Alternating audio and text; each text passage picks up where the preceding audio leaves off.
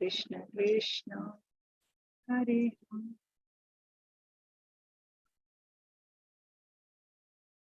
करारविन्देन पदारविन्दं मुखारविन्दे विनिवेशयन्तम् वटस्य पत्रस्य पुटेशयानम् बालं मुकुन्दं मनसा स्मरामि बालं मुकुन्दं मनसा स्मरामि संवृत्य लोकान् वटपत्रमध्ये शयानमाद्यन्तविहीनरूपं सर्वेश्वरं सर्वहितावतारम्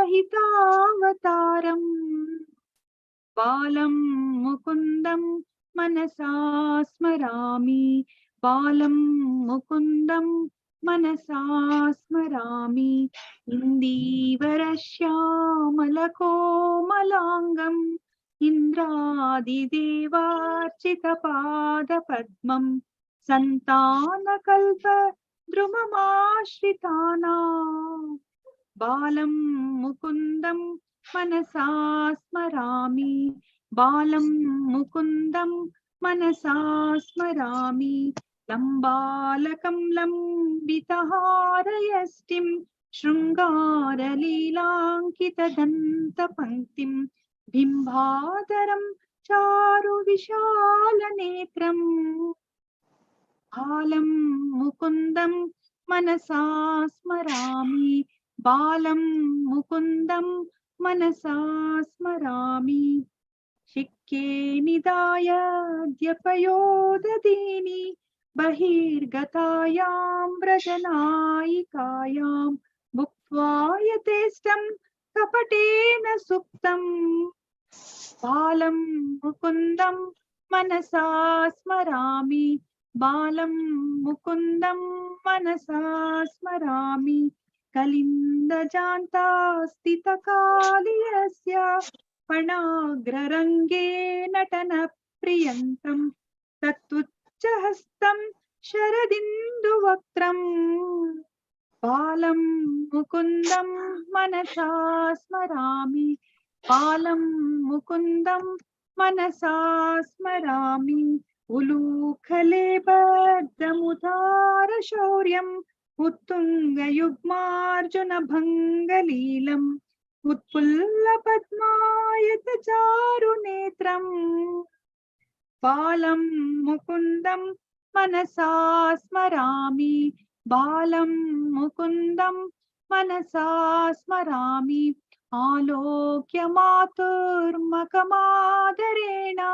स्तन्यं पिबन्तं सरसीरुहाक्षं सच्चिन्मयं देवरूपम् बालं मुकुन्दं मनसा स्मरामि बालं मुकुन्दं मनसा स्मरामि बालं मुकुन्दं मनसा स्मरामि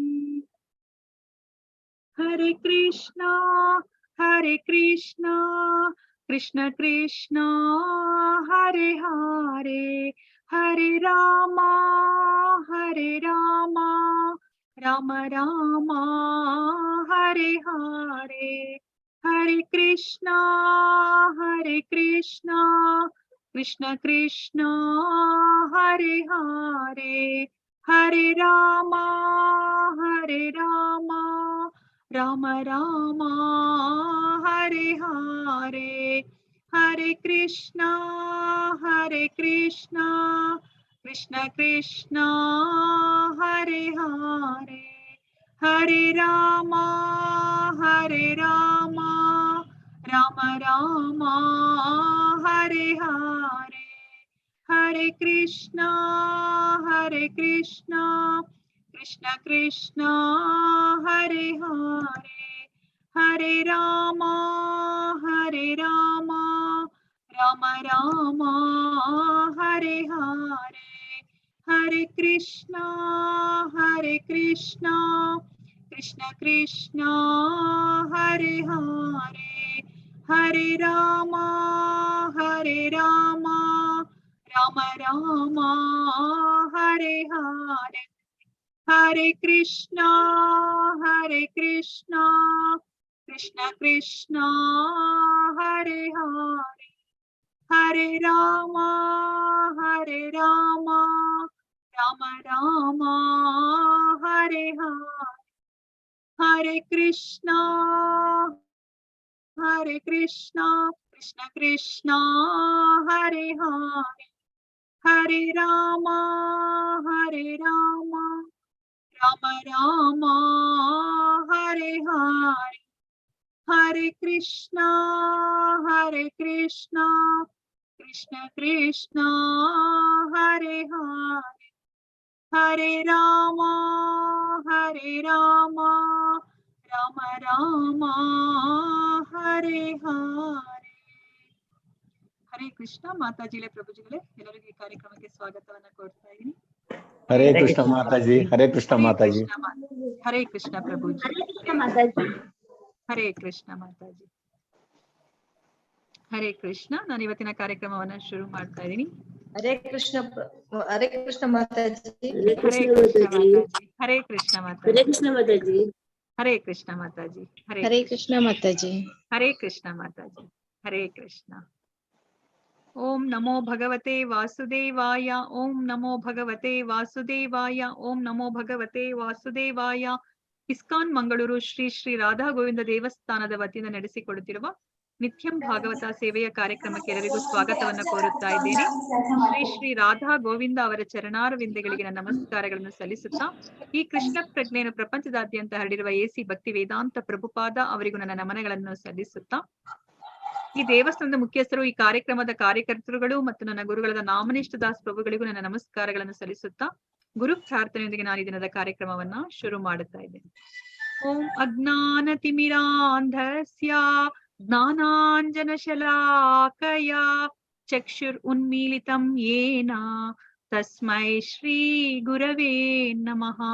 ಶ್ರೀ ಚೈತನ್ಯ ಮನೋಭೀಷ್ಟಂ ಸ್ಥಾಪಿತಂ ಯೇನ ಭೂತಲೆ ಸ್ವಯಂ ರೂಪಃ ಕದಾ ಮಹ್ಯಂ ದದಾತಿ ಸ್ವಪದಾಂತಿಕಂ.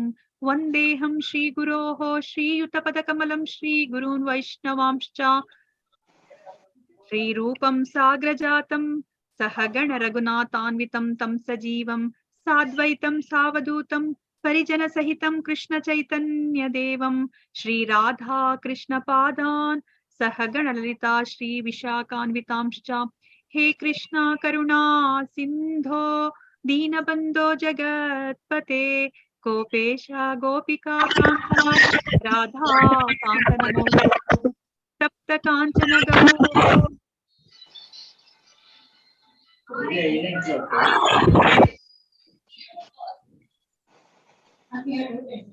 ಪ್ರಣಮಾಮಿ ಹರಿಪ್ರಿಯೇ. ವಾಂಛಾಕಲ್ಪತರುಭ್ಯಶ್ಚ ಕೃಪಾ ಸಿಂಧುಭ್ಯ ಏವ ಚ ಪತಿತಾನಾಂ ಪಾವನೇಭ್ಯೋ ವೈಷ್ಣವೇಭ್ಯೋ ನಮೋ ನಮಃ. ನಮೋ ಓಂ ವಿಷ್ಣುಪದಾಯ ಕೃಷ್ಣ ಪ್ರೇಷ್ಠಾಯ ಭೂತಲೆ ಶ್ರೀಮತೆ ಭಕ್ತಿ ವೇದಾಂತ ಸ್ವಾಮಿನ್ ಇತಿ ನಾಮಿನೇ.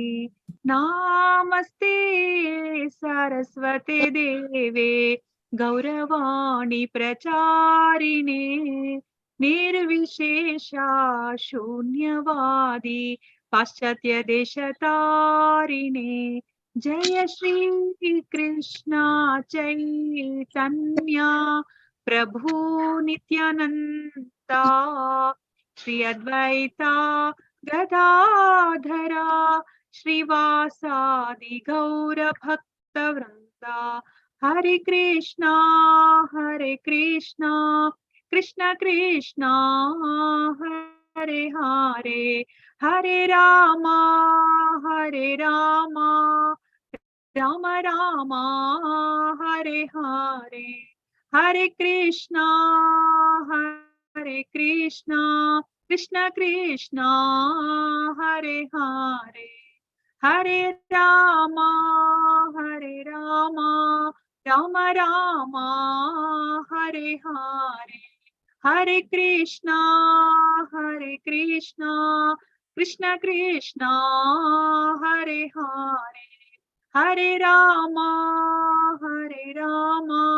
ರಾಮ ರಾಮ ಹರೇ ಹರೇ. ನಾರಾಯಣಂ ನಮಸ್ಕೃತ್ಯ ನರಂ ಚೈವ ನರೋತ್ತಮಂ ದೇವಿಂ ಸರಸ್ವತಿಂ ವ್ಯಾಸಂ ತಥೋ ಜಯಂ ಉದೀರಯೇತ್. ನಷ್ಟಪ್ರಾಯೇಷು ಅಭದ್ರೇಷು ನಿತ್ಯಂ ಭಾಗವತ ಸೇವಯಾ ಭಗವತಿ ಉತ್ತಮ ಶ್ಲೋಕೆ ಭಕ್ತಿರ್ಭವತಿ ನೈಷ್ಟಿಕಿ. ಕೃಷ್ಣಾಯ ವಾಸುದೇವಾಯ ದೇವಕೀ ನಂದನಾಯ ಚ ನಂದ ಗೋಪಕುಮಾರಾಯ ಗೋವಿಂದಾಯ ನಮೋ ನಮಃ. ಸಾರಿ. ನಮಃ ಪಂಕಜನಾಭಾಯ ನಮಃ ಪಂಕಜಮಾಲಿನೇ ನಮಃ ಪಂಕಜನೇತ್ರಾಯ ನಮಸ್ತೆ ಪಂಕಜಾಂಗ್ರಯೇ. ಹರೇ ಕೃಷ್ಣ. ಎಲ್ಲರೂ ರಾಧಾಕೃಷ್ಣಲ್ಲಿ ಪ್ರಾರ್ಥನೆಯನ್ನ ಮಾಡ್ಕೊಳ್ಳಿ. ನಿಮ್ಗೆ ಈ ಜ್ಞಾನ ಚೆನ್ನಾಗಿ ಅರ್ಥ ಆಗಿ ಅದನ್ನ ನಿಮ್ಮ ಜೀವನದಲ್ಲಿ ಅಳವಡಿಸ್ಕೊಳ್ಳೋ ತರ ಆಗ್ಲಿ ಅಂತ ಹೇಳ್ಬಿಟ್ಟು ನಾನು ಸಹ ರಾಧಾಕೃಷ್ಣಲ್ಲಿ ಪ್ರಾರ್ಥನೆಯನ್ನ ಮಾಡ್ಕೋತೀನಿ. ನಿಮ್ಗೆ ಈ ಜ್ಞಾನವನ್ನ ನಾನು ಸರಿಯಾದ ರೀತಿಯಲ್ಲಿ ತಲುಪಿಸುವಂತ ಶಕ್ತಿನ ನನಗೆ ಕೊಡ್ಲಿ ಅಂತ ಹೇಳ್ಬಿಟ್ಟು ಹರೇ ಕೃಷ್ಣ ಕೃಷ್ಣ ಕೃಷ್ಣ ಹರೇ ಹರೇ, ಹರೇ ರಾಮ ರಾಮ ರಾಮ ಹರೇ ಹರೇ. ಹರೇ ಕೃಷ್ಣ. ಹರೇ ಕೃಷ್ಣ. ಹರೇ ಕೃಷ್ಣ ಮಾತಾಜಿ. ಹರೇ ಕೃಷ್ಣ ಮಾತಾಜಿ. ಹರೇ ಕೃಷ್ಣ ಮಾತಾಜಿ. ಕೃಷ್ಣ. ಹರೇ ಕೃಷ್ಣ ಮಾತಾಜಿ. ಹರೇ ಕೃಷ್ಣ ಮಾತಾಜಿ. ಹರೇ ಕೃಷ್ಣ. ಹರೇ ಕೃಷ್ಣ. ಹರೇ ಕೃಷ್ಣ ಮಾತಾಜಿ. ಹರೇ ಕೃಷ್ಣ ಮಾತಾಜಿ. ಹರೇ ಕೃಷ್ಣ. ಹರೇ ಕೃಷ್ಣ. ನಾವಿವಾಗ ಯಾವ ಅಧ್ಯಾಯವನ್ನ ಓದ್ತಾ ಇದೀವಿ? ಭಗವಂತನ ಆದರ್ಶಗಳು ಅಧ್ಯಾಯ 9 ಕಂದ 2 37ನೇ ಶ್ಲೋಕ ಓದಬೇಕು ಮಾತಾಜಿ. ಭಗವತ್ ವಚನ ಆಧರಿಸಿದ ಉತ್ತರಗಳು. ಧನ್ಯವಾದಗಳು. ಹರೇ ಕೃಷ್ಣ. ಎಲ್ಲರಿಗೂ ಹರೇ ಕೃಷ್ಣ. ಓಕೆ, ನಂದು ಇಂಟರ್ನೆಟ್ ಸ್ವಲ್ಪ ಅನ್ಸ್ಟೇಬಲ್ ಇದೆ ಇವತ್ತು. ಕೇಳಿಸ್ತಾ ಇದೆ ಅಲ್ವಾ? ನನ್ನ ಧ್ವನಿ ಕೇಳಿಸ್ತಾ ಇದೆಯಾ ಅಥವಾ ಕಟ್ ಆಗ್ತಾ ಇದೆಯಾ? ಕೇಳಿಸುತ್ತೆ, ಆದ್ರೆ ಮಧ್ಯ ಮಧ್ಯ ಸ್ವಲ್ಪ ಇದಾಗ್ತಾ ಇದೆ. ಓಕೆ, ತುಂಬಾ ಜಾಸ್ತಿ ಆದ್ರೆ ಹೇಳಿ ಮಾತಾಜಿ, ನಾನು ಜಸ್ಟ್ ಬೇರೆ ಇನ್ಯಾವ್ದ್ರ ನಾನು ಇದು ಜಾಯಿನ್ ಆಗ್ತೀನಿ. ಹರೇ ಕೃಷ್ಣ.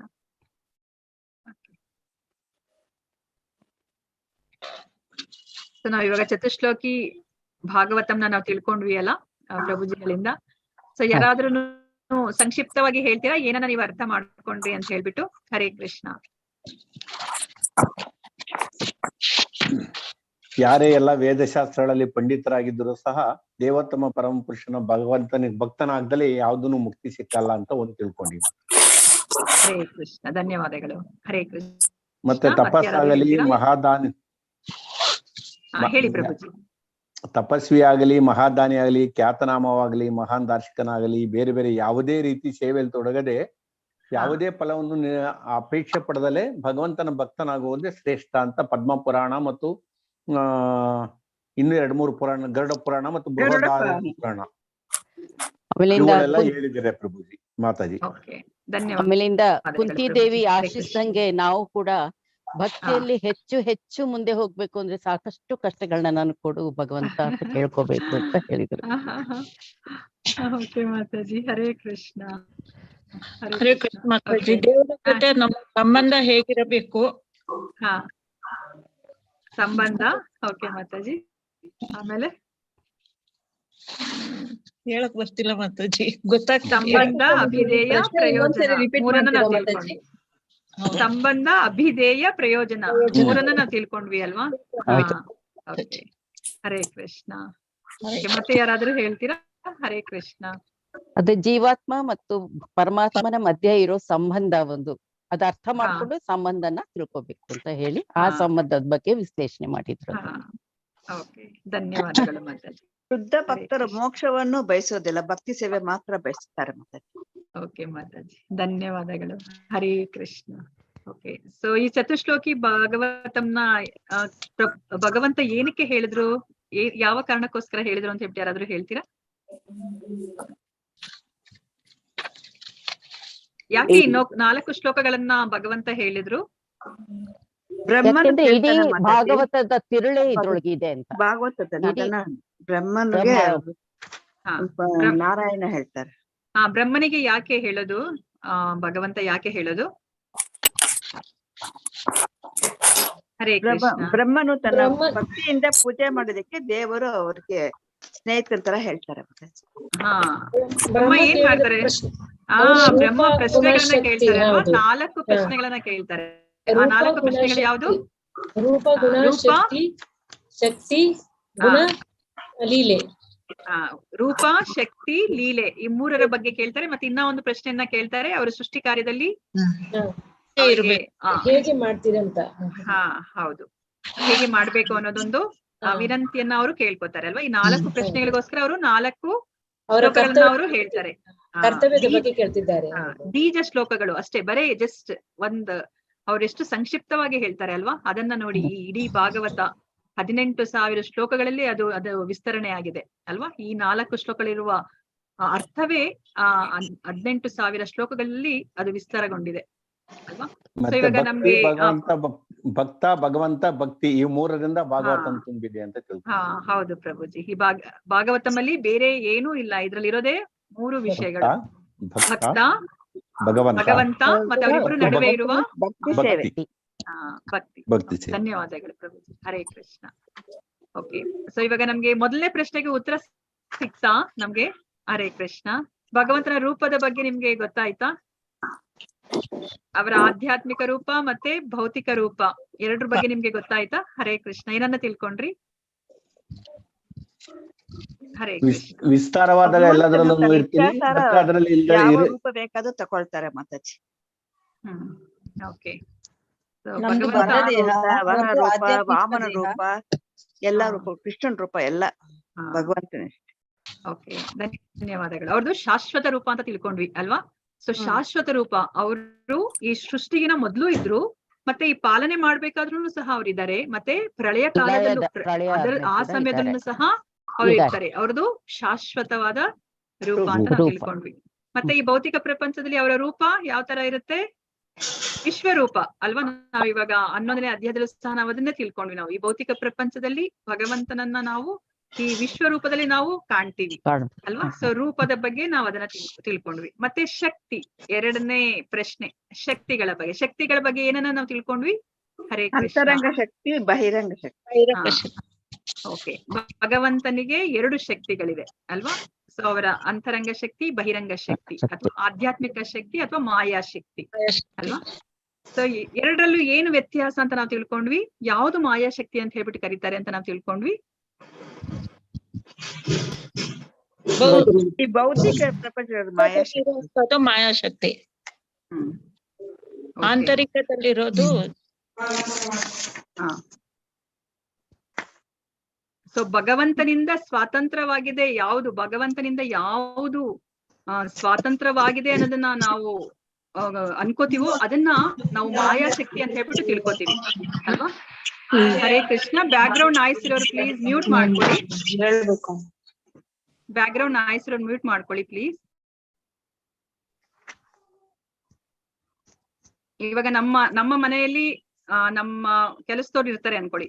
ಆ ಕೆಲಸದವ್ರು ಏನಾದ್ರೂ ಸಹ ಇವಾಗ ನಮ್ಮ ಮನೇಲಿ ಇದ್ದಾಗ ಅವ್ರೇನಾದ್ರೂ ಸಹ ನಮ್ಮ ಮನೆಯನ್ನ ಅವ್ರ ಮನೆ ಅಂತ ತಿಳ್ಕೊಂಡ್ರೆ, ಸೊ ಅದನ್ನ ನಾವು ಏನಂತ ಪರಿಗಣಿಸ್ಬೇಕಾಗತ್ತೆ?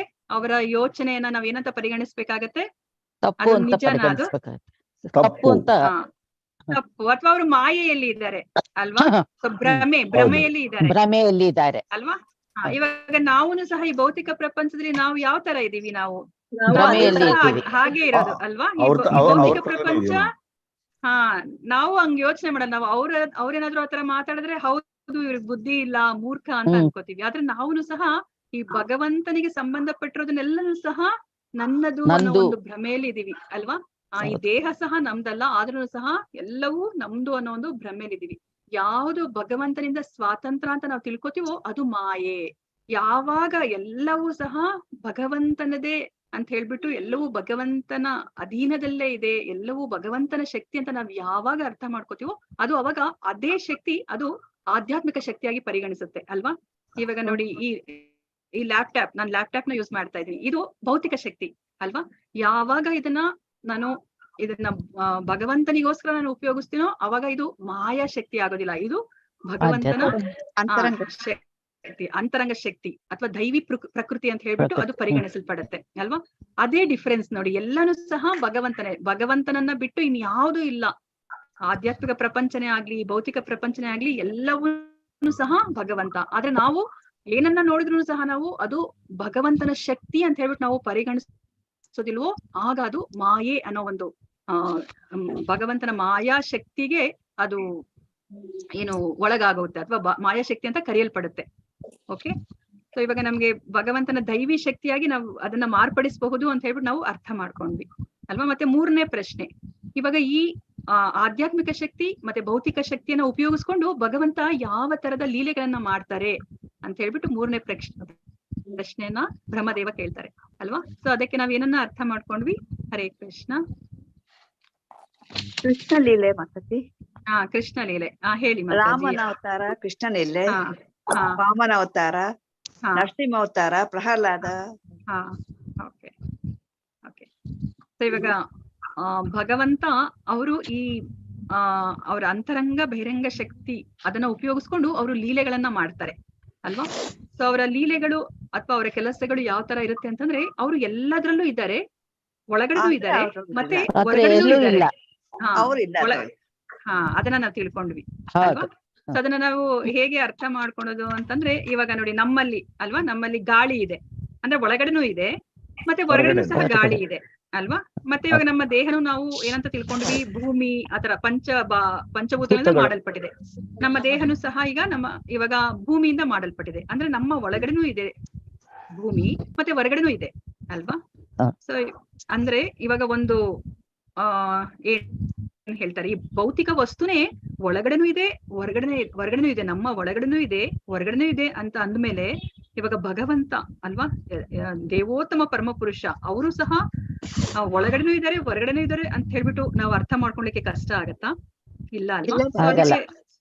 ನಾವ್ ಯಾವ ತರ ಅರ್ಥ ಮಾಡ್ಕೋಬಹುದು ಅಂತಂದ್ರೆ ಇವಾಗ ಯಶೋಧ ಮಾತೆ ಮತ್ತೆ ಯಾರು ಕೃಷ್ಣನ ಬಾಯಲ್ಲಿ ಕೃಷ್ಣ ತನ್ನ ಬಾಯಲ್ಲೇ ಇಡೀ ವಿಶ್ವರೂಪವನ್ನೇ ಯಶೋಧ ಮಾತೆಗೆ ತೋರಿಸ್ತಾರೆ ಅಲ್ವಾ. ಇವಾಗ ಕೃಷ್ಣನ ಬಾಯೊಳಗಡೆ ಅವ್ರು ಏನನ್ನ ನೋಡ್ತಾರೆ, ಯಶೋಧ ಮಾತೆ ಇಡೀ ವಿಶ್ವವನ್ನೇ ನೋಡ್ತಾರೆ. ಅಂದ್ರೆ ಕೃಷ್ಣನ ಒಳಗಡೆ ಇಡೀ ವಿಶ್ವ ಇದೆ ಅಲ್ವಾ. ಮತ್ತೆ ಕೃಷ್ಣ ಈ ವಿಶ್ವದಲ್ಲಿ ಇದ್ರು ಅಲ್ವಾ. ಅವರು ಎಲ್ಲಿದ್ರು, ಅವರು ವೃಂದಾವನದಲ್ಲಿದ್ರು, ಯಶೋಧ ಮಾತೆ ಮಡಿಲಲ್ಲಿ ಇದ್ರು ಅಲ್ವಾ. ಅಂದ್ರೆ ಈ ಇಡೀ ಭೌತಿಕ ಪ್ರಪಂಚ ಅದು ಅಥವಾ ಇಡೀ ಸೃಷ್ಟಿನೇ ಭಗವಂತನ ಒಳಗಡೆನೆ ಇದೆ ಮತ್ತೆ ಹೊರಗಡೆನೂ ಸಹ ಇದೆ ಅಲ್ವಾ. ಮತ್ತೆ ನಾವ್ ಇನ್ನು ಯಾವ ತರ ಅರ್ಥ ಮಾಡ್ಕೋಬಹುದು ಅಂತಂದ್ರೆ ಇವಾಗ ನಾವು ಮಹಾವಿಷ್ಣುವನ್ನ ನೋಡಿದ್ವಿ. ಇವಾಗ ಮಹಾವಿಷ್ಣುವಿನ ಒಳಗಡೆ ಎಲ್ಲಾ ಬ್ರಹ್ಮಾಂಡಗಳು ಇದೆ ಅಲ್ವಾ. ನಾವೇನನ್ನ ಅರ್ಥ ಮಾಡ್ಕೊಂಡ್ವಿ, ಮಹಾವಿಷ್ಣುವಿನ ಆ ರಂಧ್ರದಿಂದ ಎಲ್ಲಾ ಬ್ರಹ್ಮಾಂಡಗಳು ಬರುತ್ತೆ ಅಂತ ನಾವ್ ಅರ್ಥ ಮಾಡ್ಕೊಂಡ್ವಿ. ಅಂದ್ರೆ ಮಹಾವಿಷ್ಣುವಿನಲ್ಲಿ ಎಲ್ಲಾ ಬ್ರಹ್ಮಾಂಡಗಳು ಇದೆ ಅಲ್ವಾ. ಮತ್ತೆ ನಾವ್ ಇನ್ನ ಏನಂತ ಅರ್ಥ ಮಾಡ್ಕೊಂಡ್ವಿ, ಪ್ರತಿಯೊಂದು ಬ್ರಹ್ಮಾಂಡದ ಒಳಗಡೆ ಯಾರು ಹೋಗ್ತಾರೆ ಅಂತ ನಾವ್ ಅರ್ಥ ಮಾಡ್ಕೊಂಡ್ವಿ. ಪ್ರತಿಯೊಂದು ಬ್ರಹ್ಮಾಂಡ ಸೃಷ್ಟಿಯಾಗಿದ ತಕ್ಷಣ ಅದ್ರೊಳಗಡೆ ಯಾವ ವಿಷ್ಣು ಹೋಗ್ತಾರೆ, ಗರ್ಭೋದಕಶಾಹಿ ವಿಷ್ಣು ಹೋಗ್ತಾರೆ. ಅಂದ್ರೆ ನಾವೇನಂತ ಅರ್ಥ ಮಾಡ್ಕೊತಿದೀವಿ, ಎಲ್ಲಾ ವಿಶ್ವದ ಒಳಗಡೆ ಯಾರಿದ್ದಾರೆ, ಭಗವಂತ ಇದ್ದಾರೆ ಅಲ್ವಾ. ಭಗವಂತನಲ್ಲಿ ಎಲ್ಲಾ ವಿಶ್ವಗಳು ಇದೆ, ಅದೇ ತರ ಎಲ್ಲಾ ವಿಶ್ವದ ಒಳಗಡೆನೂ ಭಗವಂತ ಇದ್ದಾರೆ. ಮತ್ತೆ ಅವರು ಕ್ಷೀರೋದಕಶಾಹಿ ವಿಷ್ಣುವಾಗಿ ಅವರು ಪ್ರತಿಯೊಂದು ಅಣುವಿನಲ್ಲೂ ಅವರು ಇದ್ದಾರೆ ಅಂತ ನಾವು ತಿಳ್ಕೊಂಡ್ವಿ ಅಲ್ವಾ. ಭಗವಂತ ಇಲ್ಲದಿರೋ ಸ್ಥಳ ಯಾವುದು ಇಲ್ಲ, ಆದ್ರೆ ನಮ್ಗೆ ಅದನ್ನ ನೋಡೋ ಅಂತಹ ಕಣ್ಣುಗಳಿಲ್ಲ ಅಲ್ವಾ. ಅದಕ್ಕೆ ನಾವೇನಂತ ತಿಳ್ಕೊಂಡ್ವಿ, ಪ್ರೇಮಾಂಜನ ಸುರಿತ ಭಕ್ತಿ ವಿಲೋಚನೇನ ಅಲ್ವಾ, ಸಂತ ಸದೈವ ಹೃದಯೇಶು ವಿಲೋಕಯಂತಿ ಶ್ಯಾಮ ಸುಂದರ ಗುಣಸ್ವರೂಪಂ ಗೋವಿಂದಮಾದಿ ಪುರುಷಂ ಭಜ ಗೋವಿಂದಮಾದಿ ಪುರುಷಂ. ಓಕೆ, ಸೊ ನಾವ್ ಅದನ್ನ ತಿಳ್ಕೊಂಡ್ವಿ ಅಲ್ವಾ. ಪ್ರೇಮಾಂಜನ ಚುರಿತ ಓಕೆ, ಭಜತಂ ನಮಾಮಿ. ಸೊ ನಮ್ಗೆ ಪ್ರೇಮಾಂಜನ ನೆಟ್ವರ್ಕ್ ಪ್ರಾಬ್ಲಮ್ ಆಗ್ತಿದೆ ಭಗವಂತ ಕಾಣಿಸ್ತಾರೆ ಅಲ್ವಾ. ನಾವು ಭಗವಂತನ ಲೀಲೆಗಳನ್ನ ಪ್ರಭುಜಿ ಕೇಳಿಸ್ತಾ ಇಲ್ವಾ? ನೆಟ್ವರ್ಕ್ ಪ್ರಾಬ್ಲಮ್ ಆಗ್ತಿದೆ, ಬಹಳ ಕಟ್ ಆಗ್ತಿದೆ. ಹೌದಾ? ಓಕೆ, ನಾನು ಜಸ್ಟ್ ಮೊಬೈಲ್ ಇಂದ ಜಾಯಿನ್ ಆಗಿ. ಇಲ್ಲ, ಬೇರೆ ಸೌಂಡ್ ಬರ್ತದೆ ಏನೋ ಗೊತ್ತಾಗ್ತಿಲ್ಲ, ಬಹಳ ಡಿಸ್ಟರ್ಬೆನ್ಸ್ ಆಗ್ತದೆ. ಡಿಸ್ಟರ್ಬೆನ್ಸ್ ಇದೆ.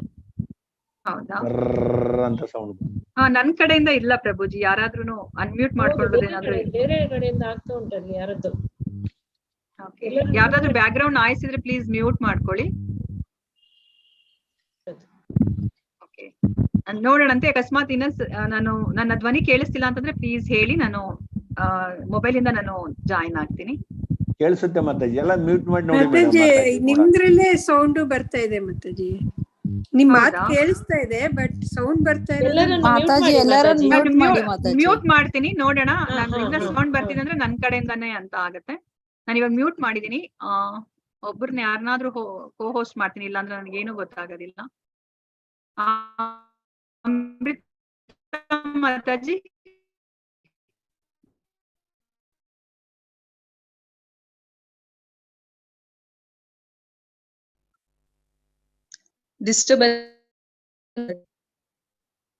ಇದ್ಯಾ ಮಾತಾಜಿ ನನ್ ಕಡೆಯಿಂದ? ಅಮೃತ ಮಾತಾಜಿ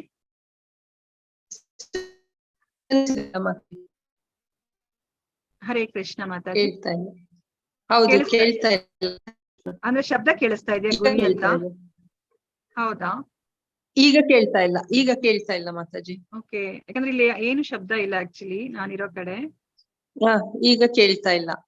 ಅವಾಗ Okay, ನನ್ಗೆ ಡಿಸ್ಟರ್ಬೆನ್ಸ್ ಇತ್ತು ಬಿಗಿನಿಂಗ್ ಅಲ್ಲಿ. ಓಕೆ ಮಾತಾಜಿ, ಧನ್ಯವಾದಗಳು ಮಾತಾಜಿ. ಹರೇ ಕೃಷ್ಣ.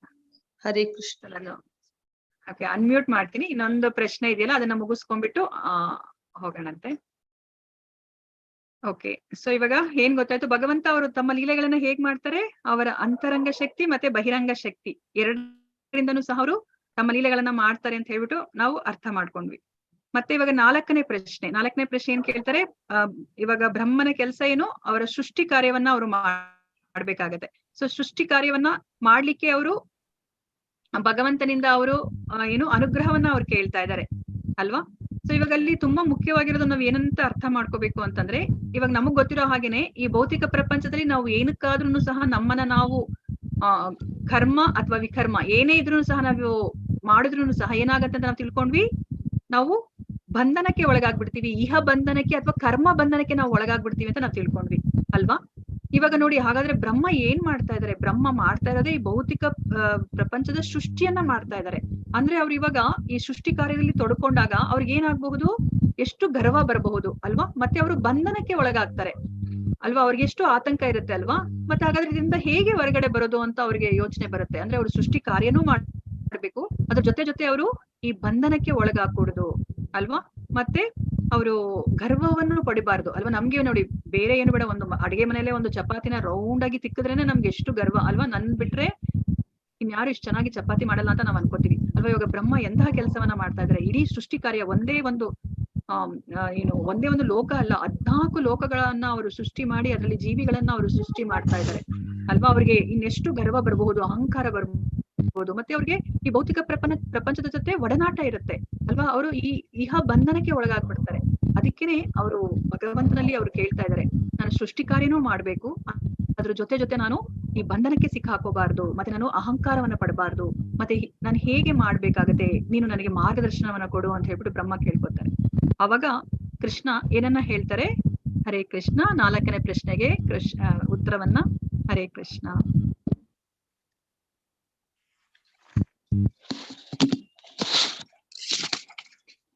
ಹರೇ ಕೃಷ್ಣ. ನನ್ನ ಧ್ವನಿ ಕೇಳಿಸ್ತಾ ಇದೆಯಾ ಮಾತಾಜಿಗಳ ಪ್ರಭು? ಕೇಳಿಸ್ತಿದೆ ಮಾತಾಜಿ. ಓಕೆ, ಇಲ್ಲ ಲಾಸ್ಟ್ ಕ್ವಶನ್ಗೆ ಇದು ಉತ್ತರವನ್ನ ಹೇಳ್ಬಿಟ್ಟು ನಾವ್ ಇವಾಗ 37ನೇ ಶ್ಲೋಕದಿಂದ ಹೋಗ್ಲಿಕ್ಕೆ ಸರಿ ಹೋಗುತ್ತೆ. ಹರೇ ಕೃಷ್ಣ. ಇನ್ನೊಂದ್ಸಾರಿ ಪ್ರಶ್ನೆ ಕೇಳಿ ಮಾತಾಜಿ. ಪ್ರಭುಜಿ, ಇವಾಗ 4ನೇ ಪ್ರಶ್ನೆ ಬ್ರಹ್ಮ ಏನಂತ ಕೇಳ್ತಿದಾರೆ ಅಂತ, ಅವ್ರ ಸೃಷ್ಟಿ ಕಾರ್ಯದಲ್ಲಿ ಅವ್ರಿಗೆ ಮಾರ್ಗದರ್ಶನವನ್ನ ಕೊಡ್ಲಿಕ್ಕೆ ಕೇಳ್ತಾ ಇದ್ದಾರೆ ಅಲ್ವಾ. ಸೊ ಅಲ್ಲಿ ಯಾಕೆ ಅವ್ರು ಅದನ್ನ ಕೇಳ್ತಾ ಇದಾರೆ ಅಂದ್ರೆ, ಇವಾಗ ಸೃಷ್ಟಿ ಕಾರ್ಯ ಅಂತಂದ್ರೆ ಈ ಭೌತಿಕ ಪ್ರಪಂಚದ ಸೃಷ್ಟಿ ಕಾರ್ಯದಲ್ಲಿ ಬ್ರಹ್ಮ ತೊಡಕೋಬೇಕಾಗಿದೆ ಅಲ್ವಾ. ಇವಾಗ ಭೌತಿಕ ಪ್ರಪಂಚದಲ್ಲಿ ನಾವ್ ಏನೇ ಒಂದು ಕರ್ಮವನ್ನ ಮಾಡಿದ್ರೆ ಏನಾಗುತ್ತೆ ಅಂತ ನಾವು ತಿಳ್ಕೊಂಡ್ವಿ, ನಾವು ಇಹ ಬಂಧನಕ್ಕೆ ಒಳಗಾಗ್ತೀವಿ, ಕರ್ಮ ಬಂಧನಕ್ಕೆ ಒಳಗಾಗ್ತೀವಿ. ಮತ್ತೆ ಈ ಭೌತಿಕ ಪ್ರಪಂಚದ ಸೃಷ್ಟಿ ಕಾರ್ಯದಲ್ಲಿ ಈ ಭೌತಿಕ ಪ್ರಪಂಚದ ಜೊತೆ ಒಡನಾಟವನ್ನ ಇಟ್ಕೊಂಡಾಗ ಏನಾಗುತ್ತೆ, ನಮ್ಗೆ ಗರ್ವ ಬರುತ್ತೆ ಅಲ್ವಾ, ಅಹಂಕಾರ ಬರುತ್ತೆ, ನಾನೇ ಮಾಡಿರೋದು ಅಂತ ಹೇಳ್ಬಿಟ್ಟು ಅಲ್ವಾ. ಅವ್ರಿವಾಗ 2ನೇ ಸೃಷ್ಟಿಕರ್ತ, ಅವ್ರು ಎಲ್ಲವೂ ಸಹ ಅವರಿಂದನೇ ನಡೀತಾ ಇದೆ. ಭಗವಂತ ಈ ಸೃಷ್ಟಿ ಮಾಡ್ಲಿಕ್ಕೆ ಏನೆಲ್ಲ ಬೇಕೋ ಅದನ್ನ ಒದಗಿಸಿ ಕೊಟ್ರು ಅವರು. ಅದನ್ನ ಉಪಯೋಗಿಸ್ಕೊಂಡು ಇವಾಗ ಬ್ರಹ್ಮ 2ನೇ ಸೃಷ್ಟಿಕರ್ತನಾಗಿ ಅವರು ಎಲ್ಲವನ್ನ ಅವರು ಸೃಷ್ಟಿ ಮಾಡ್ತಾ ಇದ್ದಾರೆ ಅಲ್ವಾ. ಅವ್ರಿಗೆ ಎಷ್ಟು ಅಹಂಕಾರ ಬರುತ್ತೆ, ಗರ್ವ ಬರುತ್ತೆ ಅಲ್ವಾ. ಗರ್ವಕ್ಕೆ ಒಳಗಾಗ್ದಲೆ, ಇಹ ಬಂಧನಕ್ಕೆ ಒಳಗಾಗ್ದಲೆ ಹೇಗೆ ಸೃಷ್ಟಿ ಕಾರ್ಯವನ್ನ ಮಾಡ್ಬೇಕು ಅಂತ ಹೇಳ್ಬಿಟ್ಟು ಅವರು ಭಗವಂತನಲ್ಲಿ ಅವರು ವಿನಂತಿಯನ್ನ ಮಾಡ್ಕೋತಾ ಇದ್ದಾರೆ ಅಲ್ವಾ. ಸೊ ಅದಕ್ಕೆ ಉತ್ತರ ಏನಂತ ನಾವು ತಿಳ್ಕೊಂಡ್ವಿ, ಅದಕ್ಕೆ ಮಾರ್ಗ ಏನು? ಭಗವಂತನ ದಿವ್ಯ ಪ್ರೇಮ ಸೇವೆನೇ ಶ್ರವಣ ಮಾಡೋದು, Okay. ಭಕ್ತಿ ಸೇವೆಯಲ್ಲಿ ಇರೋದು, ಭಕ್ತಿ ಸೇವೆ ಅಲ್ವಾ? ಪವಿತ್ರ ನಾವು ಪವಿತ್ರ ಯಾತ್ರಾ ಸ್ಥಳಗಳಿಗೆ ಹೋಗೋದು. ಅದೇ ಒಟ್ಟ ಭಕ್ತಿ ನಾವು- ಸೇವೆಯಲ್ಲಿರೋದು. ನಮ್ಗೆ ಅನನ್ಯ ಭಕ್ತಿನ ಮಾಡ್ಬೇಕು. ಅನನ್ಯ ಭಕ್ತಿ ಮಾಡ್ಲಿಕ್ಕೆ ಆಗೋದಿಲ್ಲ, ಅದಕ್ಕೋಸ್ಕರ ಸಾಧನಾ ಭಕ್ತಿನ ನಮ್ಗೆ ಹೇಳಿದ್ದಾರೆ ಅಲ್ವಾ? ಅನನ್ಯ ಭಕ್ತಿ ಆಗೋದಿಲ್ಲ, ಸಾಧನಾ ಭಕ್ತಿನ ನಾವು ಮಾಡ್ಬೇಕಾಗತ್ತೆ. ಸೊ ಸಾಧನಾ ಭಕ್ತಿಯನ್ನ ನಾವು ಮಾಡ್ಬೇಕು. ಮತ್ತೆ ಗುರುವಿನ ಆಶ್ರಯದಲ್ಲಿ ನಾವು ಈ ಭಕ್ತಿ ಯೋಗವನ್ನ ನಾವು ಆಚರಿಸಿದ್ರೆ ನಾವು ಅವಾಗ ಈ ಇಹ ಬಂಧನಕ್ಕೆ ಒಳಗಾಗೋದಿಲ್ಲ, ಕರ್ಮ ಬಂಧನಕ್ಕೆ ಒಳಗಾಗೋದಿಲ್ಲ ಅಲ್ವಾ? ಅದನ್ನೇ ಬ್ರಹ್ಮನಿಗೆ ಕೃಷ್ಣ ಹೇಳಿದ್ರು ಅಲ್ವಾ? ಸೊ ಕೃಷ್ಣ ಹೇಳಿರೋ ಆ ಜ್ಞಾನ, ಏನು ಬ್ರಹ್ಮ ಪಡ್ಕೊಂಡಿರೋ ಜ್ಞಾನ ಆ ಕೃಷ್ಣನಿಂದ ನೇರವಾಗಿ ಬಂದಿದೆ. ಬ್ರಹ್ಮ ಅದನ್ನ ಯಾರಿಗೆ ತಿಳಿಸಿಕೊಟ್ರು? ಬ್ರಹ್ಮ ಅದನ್ನ ನಾರದರಿಗೆ ತಿಳಿಸ್ಕೊಟ್ರು. ನಾರದ ಅದನ್ನ ವ್ಯಾಸ ಮಹರ್ಷಿಗೆ ತಿಳಿಸ್ಕೊಟ್ರು. ವ್ಯಾಸ ಅವರು ಶುಕ ಮುನಿಗಳಿಗೆ ತಿಳಿಸ್ಕೊಟ್ರು. ಶುಕ ಮುನಿಗಳು ಅವರು ಪರೀಕ್ಷಿತ ಮಹಾರಾಜನಿಗೆ ತಿಳಿಸ್ಕೊಟ್ರು. ಮತ್ತೆ ಸೂತ ಮುನಿಗಳಿಗೆ ಅವರು ತಿಳಿಸ್ಕೊಟ್ರು. ಸೂತ ಮುನಿಗಳವರು ಶೌನಕಾದಿ ಋಷಿಗಳಿಗೆ ಹೇಳ್ತಾ ಇದಾರೆ. ಮತ್ತೆ ನಾವು ಸಹ ಈಗ ಅದನ್ನ ಕೇಳ್ತಾ ಇದೀವಿ ಅಲ್ವಾ? ಇದು ಹಾಗಾದ್ರೆ ಎಲ್ಲಿಂದ ಬಂದಿದೆ ಜ್ಞಾನ? ಇದು ಭಗವಂತನಿಂದ ಬಂದಿದೆ. ಅದು ಬರುತ್ತಲ್ಲ, ಭಗವಂತನಿಂದ ಬಂದಿದೆ. ಸೊ ಅದಕ್ಕೆ ಇದು ಪರಿಪೂರ್ಣವಾದ ಜ್ಞಾನ. ಇಂತಹ ಜ್ಞಾನವನ್ನ ಕೇಳಿದ್ರೆ ಅಷ್ಟೇ ನಾವು ಪರಿಶುದ್ಧರಾಗ್ತೀವಿ ಅಲ್ವಾ? ಯಾರೋ ಒಂದು ಊಹಾಪೋಹ ಕಲ್ಪನೆಯಿಂದ ಹೇಳಿರೋ ಜ್ಞಾನವನ್ನ ನಾವು ಕಲ್ತ್ಕೊಂಡ್ರೆ ಖಂಡಿತ ನಾವು ಪರಿಶುದ್ಧರಾಗ್ಲಿಕ್ಕೆ ಆಗೋದಿಲ್ಲ. ನಾವು ಈ ಭಕ್ತಿ ಮಾರ್ಗವನ್ನ, ಭಕ್ತಿ ಯೋಗವನ್ನ ನಾವು ಆಚರಿಸ್ಲಿಕ್ಕೆ ಸಾಧ್ಯ ಆಗೋದಿಲ್ಲ ಅಲ್ವಾ? ನಾವು ಈ ಬಹುಮುಖ್ಯವಾದ ವಿಷಯವನ್ನ ನಾವು ತಿಳ್ಕೊಂಡ್ವಿ. ನಾವು ಭಕ್ತಿ ಯೋಗದ ಮೂಲಕ ಅಷ್ಟೇ ನಾವು ಆ ಭಗವಂತನಿಂದ ನಾವು ಇವಾಗ ಏನು ದೂರ ಬಂದಿದೀವಿ ಆ ಸಂಬಂಧವನ್ನ ನಾವು ಮತ್ತೆ ಪುನರ್ ಸ್ಥಾಪನೆ ಮಾಡ್ಕೋಬೇಕು ಅಂತಂದ್ರೆ ಇರೋ ಏಕೈಕ ಮಾರ್ಗ ಅಂದ್ರೆ ಭಕ್ತಿಯೋಗ ಅಂತ ನಾವು ತಿಳ್ಕೊಂಡ್ವಿ ಅಲ್ವಾ? ಹರೇ ಕೃಷ್ಣ. ಸೊ ನಾವಿವಾಗ 37ನೇ ಶ್ಲೋಕಕ್ಕೆ ಹೋಗೋಣ. ಇವಾಗ ನಾವು ಮೇಜರ್ ಆಗಿ ಏನನ್ನ ತಿಳ್ಕೊಬೇಕು, ಅದು ಈ 2ನೇ ಸ್ಕಂದದ ಈ 9ನೇ ಅಧ್ಯಾಯದಲ್ಲಿ ನಾವು ತಿಳ್ಕೊಂಡಿದೀವಿ. ಸೊ ಇವಾಗ ನಾನು ನಿಮ್ಗೆ ಒಂದನ್ನ ಕೇಳ್ತಾ ಇದೀನಿ, ಏನಂದ್ರೆ ನಾವು ಜಸ್ಟ್ ಇವಾಗ ಓದ್ಕೊಂಡು ಹೋಗೋಣ ಪರವಾಗಿಲ್ವಾ ಅಂತ ಹೇಳ್ಬಿಟ್ಟು. ಯಾಕಂದ್ರೆ ಇನ್ನು 10 ದಿವಸ ಇರೋದು ಟೈಮು. ಇನ್ನು 10 ದಿವಸದಲ್ಲಿ ನಾನು ನೆಕ್ಸ್ಟ್ 10ನೇ ಚಾಪ್ಟರ್ನು ಸಹ ಮುಗಿಸೋಣ ಅಂತ ನಾನು ಅನ್ಕೋತಾ ಇದ್ದೀನಿ. ಯಾಕಂದ್ರೆ ತುಂಬಾ ಮುಖ್ಯವಾಗಿರೋ ಚಾಪ್ಟರ್ ಅದು. ನೀವ್ ಓಕೆ ಅಂತಂದ್ರೆ ಬೇಗ ಬೇಗ ಇದನ್ನ ಓದ್ಕೊಂಡು 10ನೇ ಚಾಪ್ಟರ್ಗೆ ಹೋಗೋಣಂತೆ. ಇಲ್ಲ ಒಂದೊಂದೇ ಅಥವಾ ಎರಡೆರಡೆ ನಾವು ಮಾಡ್ತಾ ಇದ್ವಲ್ಲ ಮೊದ್ಲು, ಹಾಗೆ ಮಾಡೋಣ ಅಂದ್ರೆ ಹಾಗೇನೆ ಮಾಡೋಣ. ಯಾಕಂದ್ರೆ ಮತ್ತೆ ಜನವರಿ 1 ಇಂದ ಪ್ರಭುಜಿಗಳು ಚೈತನ್ಯ ಚರಿತಾಮೃತ ಮಾಡ್ತೀನಿ ಅಂತ ಹೇಳಿದ್ದಾರೆ. ಅದಕ್ಕೋಸ್ಕರ 2 ವಾರ ನಮ್ಗೆ ಸಿಗುತ್ತೆ ಈಗ ಟೈಮ್. ಇವಾಗ ಜಸ್ಟ್ ಓದ್ಕೊಂಡು ಹಾಗೆ ಮಾಡೋಣ ಮಾತಾಜಿ. ಎಲ್ಲರೂ ತುಂಬಾ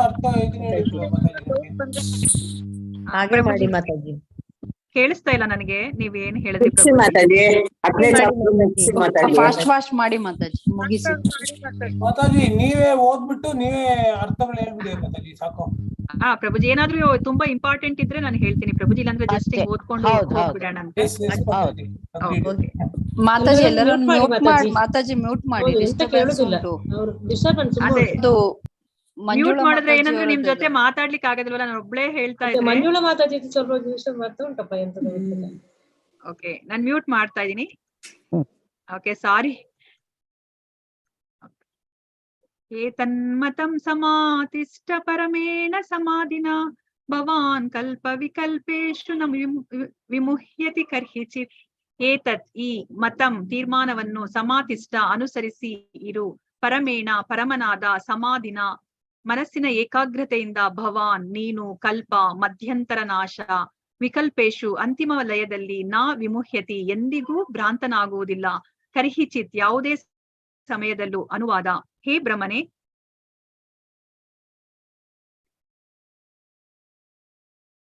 ಚಿತ್ತೈಕಾಗ್ರತೆಯಿಂದ ಈ ಸಿದ್ಧಾಂತವನ್ನು ಅನುಸರಿಸು. ಯಾವ ಗರ್ವವೂ ಭಾಗಶಃ ಪ್ರಳಯದಲ್ಲಿ ಆಗಲಿ ಅಥವಾ ಅಂತಿಮ ಪ್ರಳಯದಲ್ಲಿ ಆಗಲಿ ನಿನ್ನನ್ನು ಪ್ರಕ್ಷುಬ್ಧಗೊಳಿಸುವುದಿಲ್ಲ. ನೋಡಿ, ಇದನ್ನೇ ನಾನು ನಿಮ್ಗೆ ಯಾವಾಗ್ಲೇ ಹೇಳಿದ್ದು. ಇವಾಗ ಏನ್ ಹೇಳಿದ್ರು, ಭಕ್ತಿ ಯೋಗವನ್ನ ಅನುಸರಿಸಿದ್ರೆ ನಿನಗೆ ಯಾವುದೇ ಒಂದು ಗರ್ವ ಬರೋದಿಲ್ಲ. ಭಾಗಶಃ ಪ್ರಳಯದಲ್ಲಿ ಆಗ್ಲಿ ಅಥವಾ ಅಂತಿಮ ಪ್ರಳಯದಲ್ಲಿ ಆಗ್ಲಿ ಅದು ನಿನ್ನ ಮನಸ್ಸನ್ನ ಅದು ಪ್ರಕ್ಷುಬ್ಧಗೊಳಿಸೋದಿಲ್ಲ ಅಂತ ಹೇಳ್ಬಿಟ್ಟು ಇಲ್ಲಿ ಬ್ರಹ್ಮದೇವ ಹೇಳ್ತಾ ಇದಾರೆ ಅಲ್ವಾ? ನಿಮ್ಗೆ ಗೊತ್ತಿದೆ ಅಲ್ವಾ ಭಾಗಶಃ ಪ್ರಳಯ ಯಾವಾಗ ಆಗುತ್ತೆ, ಅಂತಿಮ ಪ್ರಳಯ ಯಾವಾಗ ಆಗುತ್ತೆ ಅಂತ. ಭಾಗಶಃ ಪ್ರಳಯ ಅಂದ್ರೆ ಇದು ಬ್ರಹ್ಮನ ಆ ದಿನದ ಕೊನೆಯಲ್ಲಿ ಆಗತ್ತೆ, ಒಂದು ದಿನದ ಕೊನೆಯಲ್ಲಿ ಆಗತ್ತೆ. ಅಂತಿಮ ಪ್ರಳಯ ಬ್ರಹ್ಮನ ಪೂರ್ತಿ ಆಯಸ್ಸು ಮುಗಿದ್ಮೇಲೆ, 100 ವರ್ಷಗಳು ಮುಗಿದ್ಮೇಲೆ ಅಂತಿಮ ಪ್ರಳಯ ಆಗತ್ತೆ ಅಂತ ನಾವು ತಿಳ್ಕೊಂಡ್ವಿ. ಸೊ ಭಾವಾರ್ಥ: ಭಗವದ್ಗೀತೆಯ 10ನೇ ಅಧ್ಯಾಯದಲ್ಲಿ ದೇವೋತ್ತಮ ಪುರುಷ ಭಗವಾನ್ ಶ್ರೀಕೃಷ್ಣನು 4 ಶ್ಲೋಕಗಳಲ್ಲಿ, ಅಂದರೆ ಅಹಂ ಸರ್ವಸ್ಯ ಪ್ರಭವಃ ಇತ್ಯಾದಿ ಶ್ಲೋಕಗಳಲ್ಲಿ ಇಡೀ ಗ್ರಂಥದ ಸಾರಾಂಶವನ್ನು ತಿಳಿಸಿರುವಂತೆ ಸಂಪೂರ್ಣ ಶ್ರೀಮದ್ ಭಾಗವತದ ಸಾರಾಂಶವು ಅಹಂ ಏವಾಸಂ ಏವಾಗ್ರೆ ಇತ್ಯಾದಿ 4 ಶ್ಲೋಕಗಳಲ್ಲಿ ಅಡಗಿದೆ. ಹೀಗೆ ಅತ್ಯಂತ ಮಹತ್ವದ ಭಾಗವತ ಸಿದ್ಧಾಂತದ ರಹಸ್ಯ ಉದ್ದೇಶವನ್ನು ಶ್ರೀಮದ್ ಭಾಗವತದ ಮೂಲ ವಕ್ತಾರನು ಮತ್ತು ಭಗವದ್ಗೀತೆಯ ಮೂಲ ವಕ್ತಾರನೂ ಆದ ದೇವೋತ್ತಮ ಪುರುಷ ಶ್ರೀಕೃಷ್ಣನು ಶ್ರೀಮದ್ ಭಾಗವತದಲ್ಲಿ ವಿವರಿಸಿದ್ದಾನೆ. ಈ 4 ಶ್ಲೋಕಗಳ ತಪ್ಪು ಅರ್ಥ ವಿವರಣೆ ನೀಡಲು ಅನೇಕ ವ್ಯಾಕರಣಿಗಳು, ಭಕ್ತರಲ್ಲದ ಐಹಿಕವಾದಿಗಳು ಪ್ರಯತ್ನಿಸಿದ್ದಾರೆ. ಆದರೆ ಸ್ವಯಂ ಭಗವಂತನೇ ತಾನು ಉಪದೇಶಿಸಿದ ನಿಶ್ಚಿತ ಸಿದ್ಧಾಂತದಿಂದ ವಿಚಲಿತನಾಗದಂತೆ ಬ್ರಹ್ಮನಿಗೆ ಬೋಧೆ ಮಾಡಿದನು. ಭಗವಂತನು 4 ಶ್ಲೋಕಗಳಲ್ಲಿ ಶ್ರೀಮದ್ ಭಾಗವತದ ಸಾರವನ್ನು ಬೋಧಿಸಿದನು. ನಿರಾಕಾರವಾದಿಗಳು ಶಬ್ದಗಳ ಜಾಲದಿಂದ ಒಡ್ಡುವ ಅಹಂ ಪದದ ತಪ್ಪು ವ್ಯಾಖ್ಯೆಯು ಶ್ರೀಮದ್ ಭಾಗವತದ ಕಟ್ಟ ಅನುಯಾಯಿಗಳ ಚಿತ್ತವನ್ನು ಕಲಕಬಾರದು. ಶ್ರೀಮದ್ ಭಾಗವತವು ದೇವೋತ್ತಮ ಪುರುಷನ ಹಾಗೂ ಅವನ ಪರಿಶುದ್ಧ ಭಕ್ತರ ಪಠ್ಯವಾಗಿದೆ. ಈ ಭಕ್ತರು ಭಾಗವತರೆಂದೇ ಖ್ಯಾತರು. ಬೇರೆ ಯಾರಿಗೂ ಭಕ್ತಿಯುತ ಸೇವೆಯ ಈ ಆಪ್ತ ಸಾಹಿತ್ಯದೊಳಗೆ ಪ್ರವೇಶವಿಲ್ಲ. ಆದರೆ ದುರದೃಷ್ಟವಶಾತ್ ದೇವೋತ್ತಮ ಪರಮಪುರುಷನೊಂದಿಗೆ ಸಂಬಂಧವಿಲ್ಲದ ನಿರಾಕಾರವಾದಿಗಳು ಕೆಲವೊಮ್ಮೆ ವ್ಯಾಕರಣ ಮತ್ತು ಶುಷ್ಕ ಊಹಾಪೋಹಗಳ ತಮ್ಮ ಅಲ್ಪ ಜ್ಞಾನದಿಂದ ಶ್ರೀಮದ್ ಭಾಗವತವನ್ನು ತಪ್ಪಾಗಿ ಅರ್ಥೈಸಲು ಪ್ರಯತ್ನಿಸುತ್ತಾರೆ.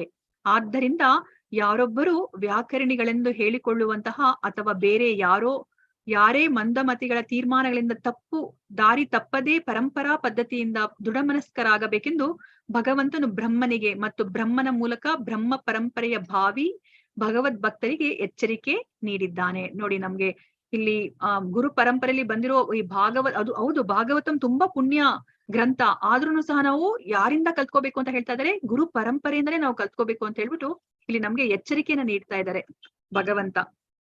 ಲೌಕಿಕ ಜ್ಞಾನ ಬಲದಿಂದ ಯಾರು ಹೊಸ ಅರ್ಥ ವಿವರಣೆ ನೀಡಲು ಪ್ರಯತ್ನಿಸಬಾರದು. ಜಗದ್ಗುರು ಎಲ್ಲ ಅಧಿಕೃತ ವೇದ ಸಾಹಿತ್ಯದ ಹಿನ್ನೆಲೆಯಲ್ಲಿ ಶಿಷ್ಯನಿಗೆ ಯೋಗ್ಯ ಮಾರ್ಗದರ್ಶನ ನೀಡಲು ಸಮರ್ಥನು. ವಿದ್ಯಾರ್ಥಿಯನ್ನು ದಿಗ್ಭ್ರಾಂತಗೊಳಿಸಲು ಅವನ ಶಬ್ದಗಳ ಜಾಲ ಹೂಡುವುದಿಲ್ಲ.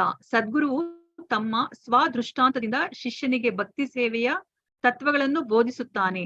ವ್ಯಕ್ತಿಗತವಾಗಿ ಸೇವೆ ಸಲ್ಲಿಸದೆ ನಿರಾಕಾರವಾದಿಗಳು ಹಾಗೂ ಊಹಾತ್ಮಕ ಚಿಂತಕರಂತೆ ಜನ್ಮಾಂತರಗಳಲ್ಲೂ ಅಂತಿಮ ಬರುವುದು ಅಸಾಧ್ಯ. ಸದ್ಗುರುಗಳ ಉಪದೇಶಗಳನ್ನು ಅನುಸರಿಸಿ ಅಪೌರುಷೇಯ ಧರ್ಮ ಗ್ರಂಥಗಳ ಮತ್ತು ತತ್ವಜ್ಞಾನಗಳ ಸಂಯೋಗದಿಂದ ಶಿಷ್ಯನು ಸಂಪೂರ್ಣ ಜ್ಞಾನದ ಹಂತಕ್ಕೆ ಏರುತ್ತಾನೆ. ಅದು ಐಹಿಕ ಇಂದ್ರಿಯ ತೃಪ್ತಿಯ ಜಗತ್ತಿನಿಂದ ಬಿಡುಗಡೆ ಮಾಡುವ ಬೆಳವಣಿಗೆಯಿಂದ ವ್ಯಕ್ತಗೊಳ್ಳುತ್ತದೆ. ಯಾರೊಬ್ಬರು ಇಂದ್ರಿಯ ತೃಪ್ತಿಯ ಜಗತ್ತಿನಿಂದ ಬಿಡುಗಡೆ ಪಡೆಯಬಹುದೆಂಬುದು ಲೌಕಿಕ ಜಂಜಾಟಗಳಲ್ಲಿ ತೊಡಗಿರುವವರಿಗೆ ಆಶ್ಚರ್ಯದ ವಿಷಯವಾಗಿದೆ. ಹೀಗಾಗಿ ದೈವ ಸಾಕ್ಷಾತ್ಕಾರದಲ್ಲಿ ಸ್ಥಿತನಾಗುವ ಯಾವುದೇ ಪ್ರಯತ್ನವು ಅಂತಹ ನಿಗೂಢ ಯೋಗ ರಹಸ್ಯದಂತೆ ತೋರುತ್ತದೆ. ಸೊ ಇವಾಗ ಬೇರೆಯವರಿಗೆ ಆಶ್ಚರ್ಯ ಆಗುತ್ತೆ ಅಲ್ವಾ? ಹೌದು, ನಾವು ಈ ಭೌತಿಕ ಪ್ರಪಂಚದಿಂದ ನಾವು ಬಿಡುಗಡೆ ಹೊಂದಬಹುದು ಅನ್ನೋದನ್ನ ಅವರು ಯೋಚನೆ ಮಾಡ್ಲಿಕ್ಕೂ ಸಾಧ್ಯ ಇಲ್ಲ. ಆ ವಿಷಯವನ್ನ ಹೇಳಿದ್ರೆ ಅವರು ಆಶ್ಚರ್ಯವನ್ನ ಪಡ್ತಾರೆ ಅಲ್ವಾ? ಆದ್ರೆ ಯಾರು ಭಕ್ತಿ ಮಾರ್ಗದಲ್ಲಿ ಇರ್ತಾರೋ ಅವರಿಗೆ ಯಾವುದನ್ನೂ ಆಶ್ಚರ್ಯ ಆಗೋದಿಲ್ಲ. ಅವರಿಗೆ ಎಲ್ಲನೂ ಸಹ ಎಲ್ಲದರಲ್ಲೂ ಸಹ ಅವರು ಭಗವಂತನನ್ನೇ ಅವರು ಕಾಣ್ತಾರೆ. ಹೀಗಾಗಿ ದೈವ ಸಾಕ್ಷಾತ್ಕಾರದಲ್ಲಿ ಸ್ಥಿತನಾಗುವ ಯಾವುದೇ ಪ್ರಯತ್ನವು ಅಂತಹವರಿಗೆ ನಿಗೂಢ ಯೋಗ ರಹಸ್ಯದಂತೆ ತೋರುತ್ತದೆ. ಇಂದ್ರಿಯ ಸುಖದ ಜಗತ್ತಿನಿಂದ ಬಿಡುಗಡೆ ಪಡೆಯುವುದನ್ನು ಸಾಕ್ಷಾತ್ಕಾರದ ಬ್ರಹ್ಮಭೂತ ಹಂತ ಎಂದು ಕರೆಯಲಾಗುತ್ತದೆ. ದಿವ್ಯ ಭಕ್ತಿ ಸೇವೆಯ ಪರಾಭಕ್ತಿ ಪೂರ್ವಭಾವಿ ಹಂತದಲ್ಲಿ ಜೀವನದಲ್ಲಿ ಬ್ರಹ್ಮಭೂತ ಹಂತವನ್ನು ಆತ್ಮಾರಾಮ ಹಂತ ಎಂದು ಕರೆಯಲಾಗಿದೆ. ಯಾವಾಗ ನಾವು ಅರ್ಥ ಮಾಡ್ಕೋತೀವಲ್ವಾ, ನಾವು ಈ ದೇಹ ಅಲ್ಲ, ನಾವು ಆತ್ಮ ಅಂತ ಅರ್ಥ ಮಾಡ್ಕೊಂಡಿದ ತಕ್ಷಣನೇ ನಾವು ಈ ಬದುಕನ್ನ ನೋಡೋ ಒಂದು ದೃಷ್ಟಿನೇ ಬೇರೆ ಆಗ್ಬಿಡತ್ತೆ ಅಲ್ವಾ?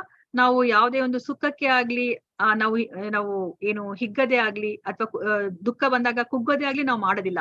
ಆ ಸ್ಥಿತಿಯನ್ನೇ ಆತ್ಮಾರಾಮ ಸ್ಥಿತಿ ಅಂತ ಕರೆಯೋದು ಅಲ್ವಾ? ಅಂದ್ರೆ ನಮ್ಗೆ ಇವಾಗ ಭಕ್ತಿ ಸೇವೆಗೆ ಬಂದ ತಕ್ಷಣ ನಮ್ಗೆ ಏನಪ್ಪಾ ಒಂದು ಕಷ್ಟನು ಬರೋದೇ ಇಲ್ವಾ ಅಂತ ಹೇಳ್ಬಿಟ್ಟು ಆತರ ಅಲ್ಲ ಅಲ್ವಾ? ನಾವ್ ಅದನ್ನ ಸ್ಪಷ್ಟವಾಗಿ ಅರ್ಥ ಮಾಡ್ಕೊಂಡು ನಾವು ಭಕ್ತಿ ಜೀವನದಲ್ಲಿ ಇದ್ರೂ ಸಹ ನಮ್ಗೆ ಕಷ್ಟಗಳು ಬಂದೇ ಬರುತ್ತೆ. ಯಾಕಂದ್ರೆ ನಾವ್ ಇರೋದೇ ಈ ಭೌತಿಕ ಪ್ರಪಂಚದಲ್ಲಿ. ಇದು ದುಃಖಾಲಯಂ ಅಶಾಶ್ವತಂ ಅಂತ ಹೇಳ್ಬಿಟ್ಟು ನಮ್ಗೆ ಭಗವಂತ ತಿಳಿಸಿಕೊಟ್ಟಿದ್ದಾರೆ ಅಲ್ವಾ? ನಾವಿವಾಗ ಎಷ್ಟೊಂದು ಭಕ್ತರ ಜೀವನಗಳನ್ನ ನಾವು ನೋಡಿದ್ವಿ. ಅವರು ಸಹ ಕಷ್ಟವನ್ನ ಅವ್ರು ಪಟ್ರು ಈ ಭೌತಿಕ ಪ್ರಪಂಚದಲ್ಲಿ. ಆದ್ರೆ ಅವ್ರು ಯಾವಾಗ್ಲೂ ಸಹ ಬ್ರಹ್ಮಭೂತ ಸ್ಥಿತಿಯಲ್ಲೇ ಇದ್ರು. ಅವರು ಆತ್ಮಾರಾಮ, ಯಾವಾಗ್ಲೂ ಅವರು ಆನಂದದ ಸ್ಥಿತಿಯಲ್ಲೇ ಅವರು ಇದ್ರು.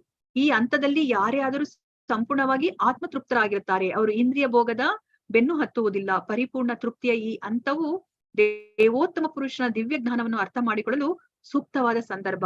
ಯಾವಾಗ ನಾವು ಈ ಆತ್ಮಾರಾಮ ಸ್ಥಿತಿ ಅಥವಾ ಬ್ರಹ್ಮಭೂತ ಸ್ಥಿತಿಯನ್ನ ನಾವು ಸೇರ್ತೀವೋ ತಲುಪ್ತೀವೋ ಅವಾಗಷ್ಟೇ ನಾವು ಭಗವಂತನನ್ನ ನಾವು ಸರಿಯಾಗಿ ಅರ್ಥ ಮಾಡ್ಕೊಳ್ಲಿಕ್ಕೆ ಸಾಧ್ಯ ಅಲ್ವಾ. ಇವಾಗ ನಾವು ಭಗವಂತನನ್ನ ಹೊರಗಡೆನೂ ಇರ್ತಾನೆ, ಒಳಗಡೆನೂ ಇರ್ತಾನೆ, ಎಲ್ಲೆಲ್ಲೂ ಇರ್ತಾರೆ ಅಂತ ಹೇಳ್ಬಿಟ್ಟು ಏನಾದ್ರು ಹೇಳಿದ್ರೆ ಈ ಲೌಕಿಕ ವಾಸಿಗಳಿಗೆ ಅವರು ಅರ್ಥನೇ ಮಾಡ್ಕೊಳೋದಕ್ಕೆ ಸಾಧ್ಯ ಇಲ್ಲ ಅಲ್ವಾ. ಯಾರು ಈ ಆತ್ಮಾರಾಮ ಸ್ಥಿತಿಯನ್ನ ಪಡೆದಿರ್ತಾರೋ ಅವ್ರಿಗೆ ಮಾತ್ರನೇ ಈ ಭಗವಂತನನ್ನ ಹೇಗೆ ಅರ್ಥ ಮಾಡ್ಕೋಬೇಕೋ ಹಾಗೆ ಅರ್ಥ ಮಾಡ್ಕೊಳ್ಲಿಕ್ಕೆ ಸಾಧ್ಯ ಆಗತ್ತೆ.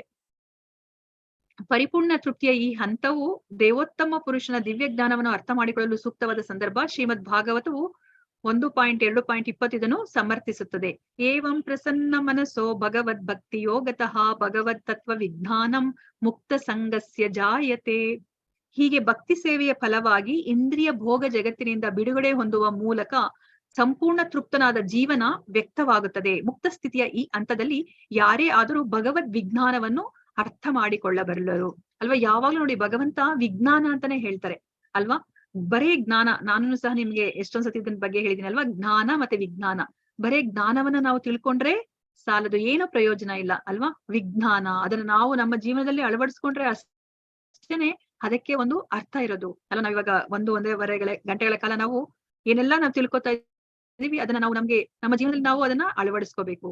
ಸಂಪೂರ್ಣ ತೃಪ್ತಿ ಮತ್ತು ಇಂದ್ರಿಯ ಜಗತ್ತಿನಿಂದ ಬಿಡುಗಡೆ ಹೊಂದಿದ ಈ ಹಂತದಲ್ಲಿ ಯಾರೊಬ್ಬರು ಭಗವದ್ ವಿಜ್ಞಾನದ ರಹಸ್ಯವನ್ನು ಅದರ ಎಲ್ಲ ಗೋಪ್ಯ ಗಹನತೆಗಳೊಂದಿಗೆ ಅರಿಯಬಹುದೇ ಹೊರತು ವ್ಯಾಕರಣ ಅಥವಾ ಶೈಕ್ಷಣಿಕ ಊಹಾಪೋಹಗಳಿಂದಲ್ಲ. ಬ್ರಹ್ಮನು ಅಂತಹ ಜ್ಞಾನ ಸ್ವೀಕಾರಕ್ಕೆ ಅಗತ್ಯವಾದ ಅರ್ಹತೆಯನ್ನು ಗಳಿಸಿದ್ದರಿಂದ ಭಗವಂತನು ಶ್ರೀಮದ್ ಭಾಗವತದ ಉದ್ದೇಶವನ್ನು ಅವನಿಗೆ ಸಂತೋಷದಿಂದ ಉಪದೇಶಿಸಿದನು. ಭಗವದ್ಗೀತೆಯಲ್ಲಿ 10.10 ಹೇಳಿರುವಂತೆ ಇಂದ್ರಿಯ ತೃಪ್ತಿಯ ಜಗತ್ತಿನಿಂದ ಬಿಡುಗಡೆ ಹೊಂದಿದ ಯಾವುದೇ ಭಕ್ತನಿಗೆ ಭಗವಂತನಿಂದ ಈ ನೇರ ಉಪದೇಶ ಸಾಧ್ಯ. ತೇಷಾಂ ಸತತ ಯುಕ್ತಾನಾಂ ಭಜತಾಂ ಪ್ರೀತಿ ಪೂರ್ವಕಂ ದದಾಮಿ ಬುದ್ಧಿ ಯೋಗಂ ತಂ ಏನ ಮಾಮುಪಯಾಂತಿತೆ. ಭಗವಂತನ ದಿವ್ಯ ಪ್ರೇಮ ಪ್ರೀತಿಪೂರ್ವಕ ಸೇವೆಯಲ್ಲಿ ಸತತವಾಗಿ ನಿರತರಾದ ಭಕ್ತರಿಗೆ ಭಗವಂತನು ಭಕ್ತರ ಮೇಲಿನ ತನ್ನ ನಿರ್ವಾಜ್ಯ ಕರುಣೆಯಿಂದಾಗಿ ಸಾಕ್ಷಾತ್ತಾಗಿ ಉಪದೇಶ ನೀಡುತ್ತಾನೆ. ಆದ್ದರಿಂದ ಭಕ್ತನು ಭಗವದ್ ಧಾಮಕ್ಕೆ ಹಿಂತಿರುಗುವ ಮಾರ್ಗದಲ್ಲಿ ಯಥಾರ್ಥವಾದ ಪ್ರಗತಿ ಸಾಧಿಸುತ್ತಾನೆ. ಆದ್ದರಿಂದ ಯಾರೊಬ್ಬರು ಶ್ರೀಮದ್ ಭಾಗವತದ ಈ 4 ಶ್ಲೋಕಗಳನ್ನು ಮಾನಸಿಕ ಊಹಾತ್ಮಕ ಚಿಂತನೆಗಳಿಂದ ಅರ್ಥ ಮಾಡಿಕೊಳ್ಳಲು ಪ್ರಯತ್ನಿಸಬಾರದು. ಅದರ ಬದಲು ದೇವೋತ್ತಮ ಪರಮಪುರುಷನ ಸಾಕ್ಷಾತ್ಕಾರದಿಂದ ಬ್ರಹ್ಮನು ಕಂಡ ಮತ್ತು ಅನುಭವಿಸಿದ ವೈಕುಂಠ ಧಾಮದ ಬಗ್ಗೆ ಎಲ್ಲವನ್ನೂ ತಿಳಿದುಕೊಳ್ಳಬಹುದು. ಅಂತಹ ವೈಕುಂಠ ಸಾಕ್ಷಾತ್ಕಾರವು ಭಕ್ತಿ ಸೇವೆಯ ಫಲವಾಗಿ ದಿವ್ಯ ಸ್ಥಿತಿಯಲ್ಲಿ ಉಪಸ್ಥಿತನಾದ ಯಾವೊಬ್ಬ ಭಕ್ತನಿಗೂ ಸಾಧ್ಯ ಅಲ್ವಾ. ನೋಡಿ ಇಲ್ಲಿ ಎಷ್ಟು ಮುಖ್ಯವಾಗಿರೋದನ್ನ ನಮ್ಗೆ ತಿಳಿಸಿ ಕೊಡ್ತಾ ಇದ್ರಲ್ವಾ. ನಾವಿವಾಗ ಈ ಭೌತಿಕ ಪ್ರಪಂಚದಲ್ಲಿ ನಾವ್ ಏನನ್ನ ಮಾಡ್ತಾ ಇರೋದನ್ನ ನಾವು ನೋಡ್ತಾ ಇದೀವಿ. ಈ ವಿಜ್ಞಾನಿಗಳೆಲ್ಲ ಅವರು ತಮ್ಮ ಎಲ್ಲ ಅತ್ಯಮೂಲ್ಯವಾದ ಸಮಯವನ್ನ, ಹಣವನ್ನ, ಎಲ್ಲವನ್ನ ಅವ್ರು ಏನಕ್ಕೆ ಉಪಯೋಗಿಸ್ತಾ ಇದಾರೆ? ಅವರು ಚಂದ್ರನ ಲೋಕಕ್ಕೋ ಅಥವಾ ಮಂಗಳ ಗ್ರಹಕ್ಕೋ ಹೋಗೋದಕ್ಕೆ ಉಪಯೋಗಿಸ್ತಾ ಇದ್ದಾರೆ ಅಲ್ವಾ. ನೋಡಿ ಇವಾಗ ಬ್ರಹ್ಮ ಏನನ್ನ ಮಾಡಿದ್ರು? ಅವರು ಬ್ರಹ್ಮ ತಪಸ್ಸನ್ನ ಆಚರಿಸಿದ್ರು, ಅವರು ಭಕ್ತಿ ಸೇವೆಯನ್ನ ಮಾಡಿದ್ರು. ಭಕ್ತಿ ಸೇವೆಯನ್ನ ಮಾಡಿ ಅವ್ರಿರುವ ಆ ಪದ್ಮಾಸನದ ಮೇಲೆನೆ ಅವರು ವೈಕುಂಠ ಧಾಮವನ್ನ ನೋಡಿದ್ರು, ವೈಕುಂಠನಾಥನ ದರ್ಶನವನ್ನ ಅವ್ರು ಪಡೆದ್ರು ಅಲ್ವಾ. ನೋಡಿ ಅವ್ರೇನು ಅವ್ರು ಮಾಡ್ಲಿಲ್ಲ, ಆದ್ರೆ ಅದನ್ನೇ ನಾವಿಲ್ಲಿ ಅರ್ಥ ಮಾಡ್ಕೋಬೇಕಾದ್ರು. ನಾವು ಭಕ್ತಿ ಸೇವೆನ ಮಾಡಿದ್ರೆ ನಾವ್ ಇರುವ ಕಡೆನೆ ನಾವು ಆ ಭಗವಂತನ ಲೀಲೆಗಳನ್ನ ನಾವು ನೋಡ್ಲಿಕ್ಕೆ ಸಾಧ್ಯ ಆಗುತ್ತೆ, ವೈಕುಂಠ ಧಾಮವನ್ನ ನಾವು ಕಾಣ್ಲಿಕ್ಕೆ ಸಾಧ್ಯ ಆಗತ್ತೆ. ಇದು ಯಾವೊಬ್ಬ ಭಕ್ತನಿಗೂ ಸಾಧ್ಯ ಅಂತ ಹೇಳ್ತಾ ಇದ್ದಾರೆ, ಬರೀ ಬ್ರಹ್ಮನಿಗೊಬ್ಬರಿಗೆ ಸಾಧ್ಯ ಅಂತ ಹೇಳ್ತಾ ಇಲ್ಲ, ಯಾವೊಬ್ಬ ಭಕ್ತನಿಗೂ ಸಹ ಸಾಧ್ಯ ಅಂತ ಹೇಳ್ತಿದ್ದಾರೆ. ಗೋಪಾಲ ತಾಪನಿ ಉಪನಿಷತ್ತಿನಲ್ಲಿ ಶ್ರುತಿ ಗೋಪವೇಶೋ ಮೇ ಪುರುಷಃ ದಾವಿರ್ ಬಭೂವ ಎಂದು ಹೇಳಲಾಗಿದೆ. ಭಗವಂತನು ಬ್ರಹ್ಮನ ಮುಂದೆ ಗೋಪಾಲಕನಾಗಿ ಕಾಣಿಸಿಕೊಂಡನು, ಆದರೆ ಮೂಲ ದೇವೋತ್ತಮ ಪರಮಪುರುಷ ಭಗವಂತ ಶ್ರೀಕೃಷ್ಣನು ಗೋವಿಂದನಾಗಿ ಕಾಣಿಸಿಕೊಂಡನು. ಅನಂತರ ಬ್ರಹ್ಮನು ತನ್ನ ಬ್ರಹ್ಮ ಸಂಹಿತೆ 5.29 ಶ್ಲೋಕದಲ್ಲಿ ಅದನ್ನು ವಿವರಿಸಿದ್ದಾನೆ. ಚಿಂತಾಮಣಿ ಪ್ರಕರ ಸದ್ಮ ಸುಕಲ್ಪ ವೃಕ್ಷ ಲಕ್ಷಾರುತೇಷು ಶುರಬೀರ ವಿಪಾಲಯಂತಂ ಲಕ್ಷ್ಮೀ ಸಹಸ್ರ ಶತ ಸಂಭ್ರಮ ಸೇವ್ಯಮಾನಂ ಗೋವಿಂದಮಾದಿ ಪುರುಷಂ ತಮಹಂ ಭಜಾಮಿ. ಬ್ರಹ್ಮನು ಗೋಲೋಕ ವೃಂದಾವನವೆಂಬ ಅತ್ಯುನ್ನತ ವೈಕುಂಠ ಲೋಕದಲ್ಲಿರುವ ಮೂಲ ದೇವೋತ್ತಮ ಪರಮಪುರುಷ ಶ್ರೀಕೃಷ್ಣನನ್ನು ಪೂಜಿಸಲು ಇಚ್ಛಿಸುತ್ತಾನೆ. ಶ್ರೀಕೃಷ್ಣನು ಇಲ್ಲಿ ಗೋಪಾಲ ಬಾಲಕನಾಗಿ ಸುರಭಿ ಗೋವುಗಳ ಪಾಲನೆಯಲ್ಲಿ ನಿರತನಾಗಿದ್ದು ಸಹಸ್ರಾರು ಲಕ್ಷ್ಮಿಯರು ಗೋಪಿಯರು ಪ್ರೀತಿ ಗೌರವಗಳಿಂದ ಅವನ ಸೇವೆ ಮಾಡುತ್ತಿದ್ದಾರೆ. ಆದ್ದರಿಂದ ಭಗವಾನ್ ಶ್ರೀಕೃಷ್ಣನು ಪರಮ ಪ್ರಭುವಿನ ಮೂಲ ರೂಪ, ಕೃಷ್ಣಸ್ತು ಭಗವಾನ್ ಸ್ವಯಂ. ಇದು ಈ ಉಪದೇಶದಿಂದ ಸ್ಪಷ್ಟವಾಗಿದೆ. ದೇವೋತ್ತಮ ಪರಮಪುರುಷನು ಭಗವಾನ್ ಶ್ರೀಕೃಷ್ಣನೇ ಹೊರತು ಸಾಕ್ಷಾತ್ ನಾರಾಯಣ ಅಥವಾ ಪುರುಷಾವತಾರಗಳಲ್ಲ, ಅವೆಲ್ಲ ಅನಂತರದ ಅವತಾರಗಳು. ಆದ್ದರಿಂದ ಶ್ರೀಮದ್ ಭಾಗವತವೆಂದರೆ ಪರಮ ದೇವೋತ್ತಮ ಪುರುಷ ಶ್ರೀಕೃಷ್ಣನ ಪ್ರಜ್ಞೆ ಮತ್ತು ಶ್ರೀಮದ್ ಭಾಗವತವು ಭಗವದ್ಗೀತೆಯಂತೆ ಶ್ರೀಕೃಷ್ಣನ ಶಾಬ್ದಿಕ ಪ್ರತಿನಿಧಿ. ಇದರ ತಾತ್ಪರ್ಯವೆಂದರೆ ಶ್ರೀಮದ್ ಭಾಗವತವು ಭಗವಂತ ಮತ್ತು ಅವನ ಧಾಮಗಳ ಪರಿಪೂರ್ಣ ಸಾಕ್ಷಾತ್ಕಾರವಿರುವ ಭಗವತ್ ವಿಜ್ಞಾನವಾಗಿದೆ ಅಂತ ಹೇಳ್ಬಿಟ್ಟು ಹೇಳ್ತಾರೆ. ಇಲ್ಲಿ ತುಂಬಾ ಮುಖ್ಯವಾಗಿರೋದು ನಾವು ಅರ್ಥ ಮಾಡ್ಕೋಬೇಕಾಗಿರೋದೇನು, ಕೃಷ್ಣನು ಭಗವಾನ್ ಸ್ವಯಂ, ಕೃಷ್ಣಸ್ತು ಸಾಕ್ಷಾತ್ ಭಗವಾನ್ ಅಂತ ನಮ್ಗೆ ಇದಕ್ಕಿಂತ ಮುಂಚೆ ನಾವು ಭಗವದ್ಗೀತೆಯಲ್ಲಿ ನಾವು ತಿಳ್ಕೊಂಡ್ವಿ ಅಲ್ವಾ. ಬೇರೆ ಎಲ್ಲವನ್ನೂ ಸಹ ಅವರ ವಿಸ್ತಾರಗಳು, ಸ್ವ ಅಂಶ ವಿಸ್ತಾರಗಳು ಅಲ್ವಾ. ನಾವು ಬಲರಾಮ ಅಥವಾ ಮತ್ತೆ ಎರಡನೇ ಚತುರ್ವ್ಯೂಹ, ಮೊದಲನೇ ಚತುರ್ವ್ಯೂಹ, ಎರಡನೇ ಚತುರ್ವ್ಯೂಹ, ಮತ್ತೆ ಗುಣಾವತಾರಗಳು ಅಂತಂದ್ರೆ ಬ್ರಹ್ಮ ವಿಷ್ಣು ಮಹೇಶ್ವರ, ಮತ್ತೆ ಪುರುಷ ಅವತಾರಗಳು, ಯಾರು ಮಹಾವಿಷ್ಣು, ಗರ್ಭೋದಕಶಾಹಿ ವಿಷ್ಣು, ಕ್ಷೀರೋದಕಶಾಹಿ ವಿಷ್ಣು, ಅವೆಲ್ಲನೂ ಸಹ ದೇವೋತ್ತಮ ಪರಮ ಪುರುಷನ ಸ್ವ ಅಂಶ ವಿಸ್ತಾರಗಳು ಅಲ್ವಾ. ಆದ್ರೆ ಮೂಲ ಪುರುಷ ಯಾರು? ಕೃಷ್ಣ ಅಂತ ನಾವು ತಿಳ್ಕೊಂಡ್ವಿ. ಅದನ್ನೇ ಇಲ್ಲಿ ಹೇಳ್ತಾ ಇದ್ದಾರೆ.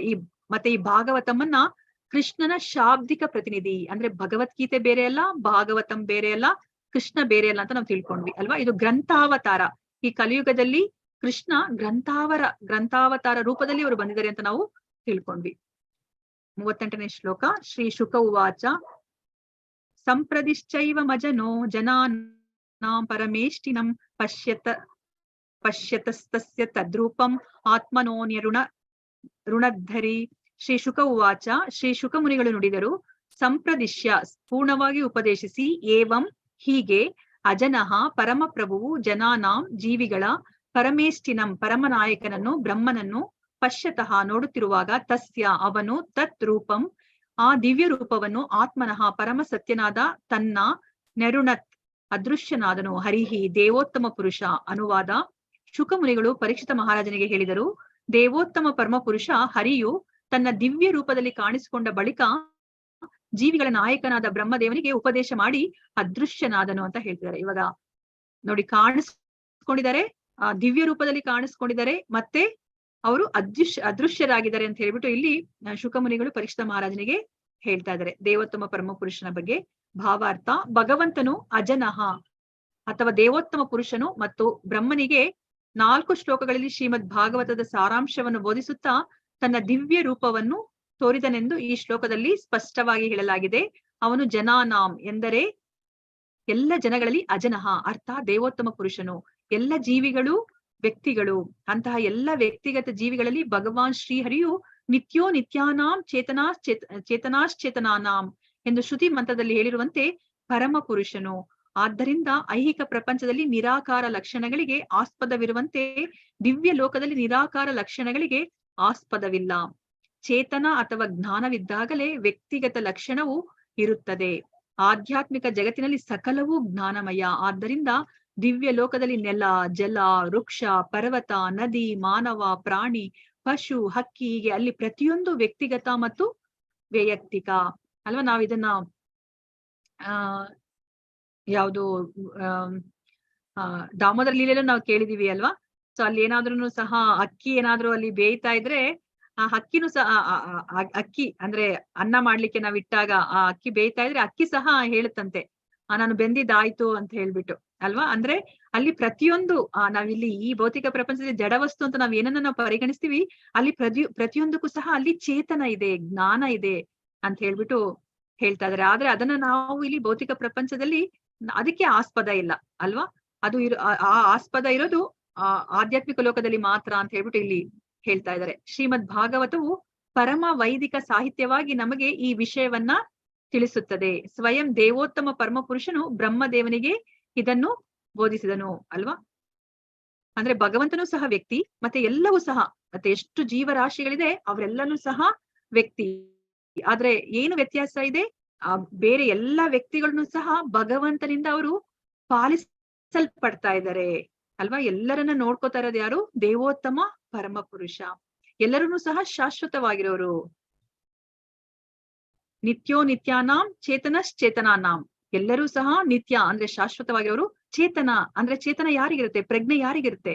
ಅವರು ವ್ಯಕ್ತಿ ಅಥವಾ ಒಂದು ಜೀವಿಗೆ ಮಾತ್ರನೇ ಪ್ರಜ್ಞೆ ಇರ್ಲಿಕ್ಕೆ ಸಾಧ್ಯ ಆಗುತ್ತೆ ಅಲ್ವಾ. ಇವಾಗ ಪ್ರಜ್ಞೆ ಯಾರಿಗಿದೆ? ಭಗವಂತನಿಗೂ ಸಹ ಪ್ರಜ್ಞೆ ಇದೆ, ಅವರು ಸಹ ಶಾಶ್ವತವಾಗಿದ್ದಾರೆ. ಅದನ್ನೇ ಇಲ್ಲಿ ದೇವೋತ್ತಮ ಪರಮ ಪುರುಷ ಬ್ರಹ್ಮದೇವನಿಗೆ ಅವರು ಬೋಧಿಸ್ತಾ ಇದ್ದಾರೆ.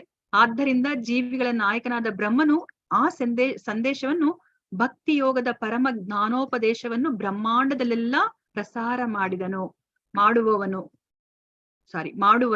ಬ್ರಹ್ಮದೇವನು ತನ್ನ ಪ್ರಿಯ ಪುತ್ರ ನಾರದನಿಗೆ ಶ್ರೀಮದ್ ಭಾಗವತದ ಸಂದೇಶವನ್ನು ಉಪದೇಶಿಸಿದನು.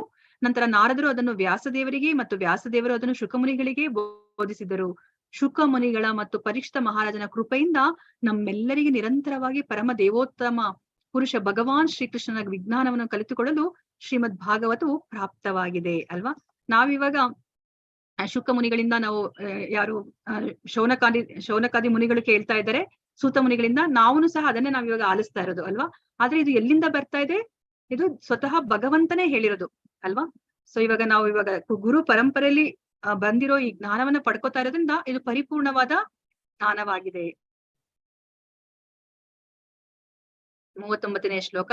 ಅಂತರ್ಹಿತೇಂದ್ರಿಯಾರ್ಥಾಯ ಹರಯೇ ವಿಹಿತಾಂಜಲಿ ಸರ್ವಭೂತಮಯೋ ವಿಶ್ವಂ ಸಸರ್ಜೇದಂ ಸಪೂರ್ವವತ್.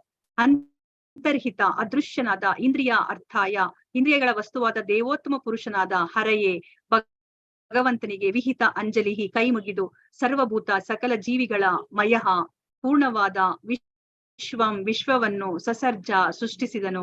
ಇದಂ ಈ ಸಹ ಅವನು ಬ್ರಹ್ಮನು ಪೂರ್ವವತ್ ಮೊದಲಿನಂತೆಯೇ ಅನುವಾದ.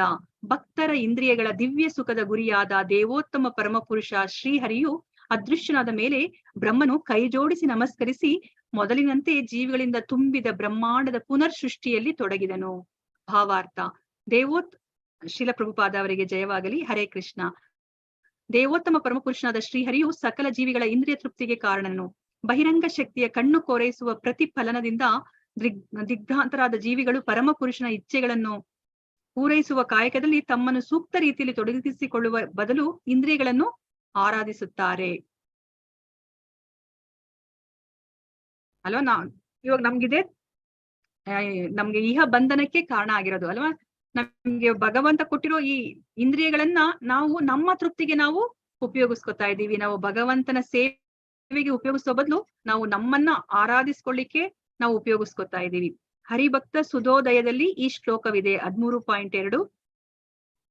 ಅಕ್ಷ್ಣೋಹೋ ಫಲಂ ತ್ವಾದೃಶ ದರ್ಶನಂ ಹಿ ತನೋಹೋ ಫಲಂ ತ್ವಾದೃಶ ಗಾತ್ರ ಸಂಗಹ ಜಿಹ್ವಾ ಫಲಂ ತ್ವಾದೃಶ ಕೀರ್ತನಂ ಹಿ ಸುದುರ್ಲಭ ಭಾಗವತ ಹಿ ಲೋಕೆ.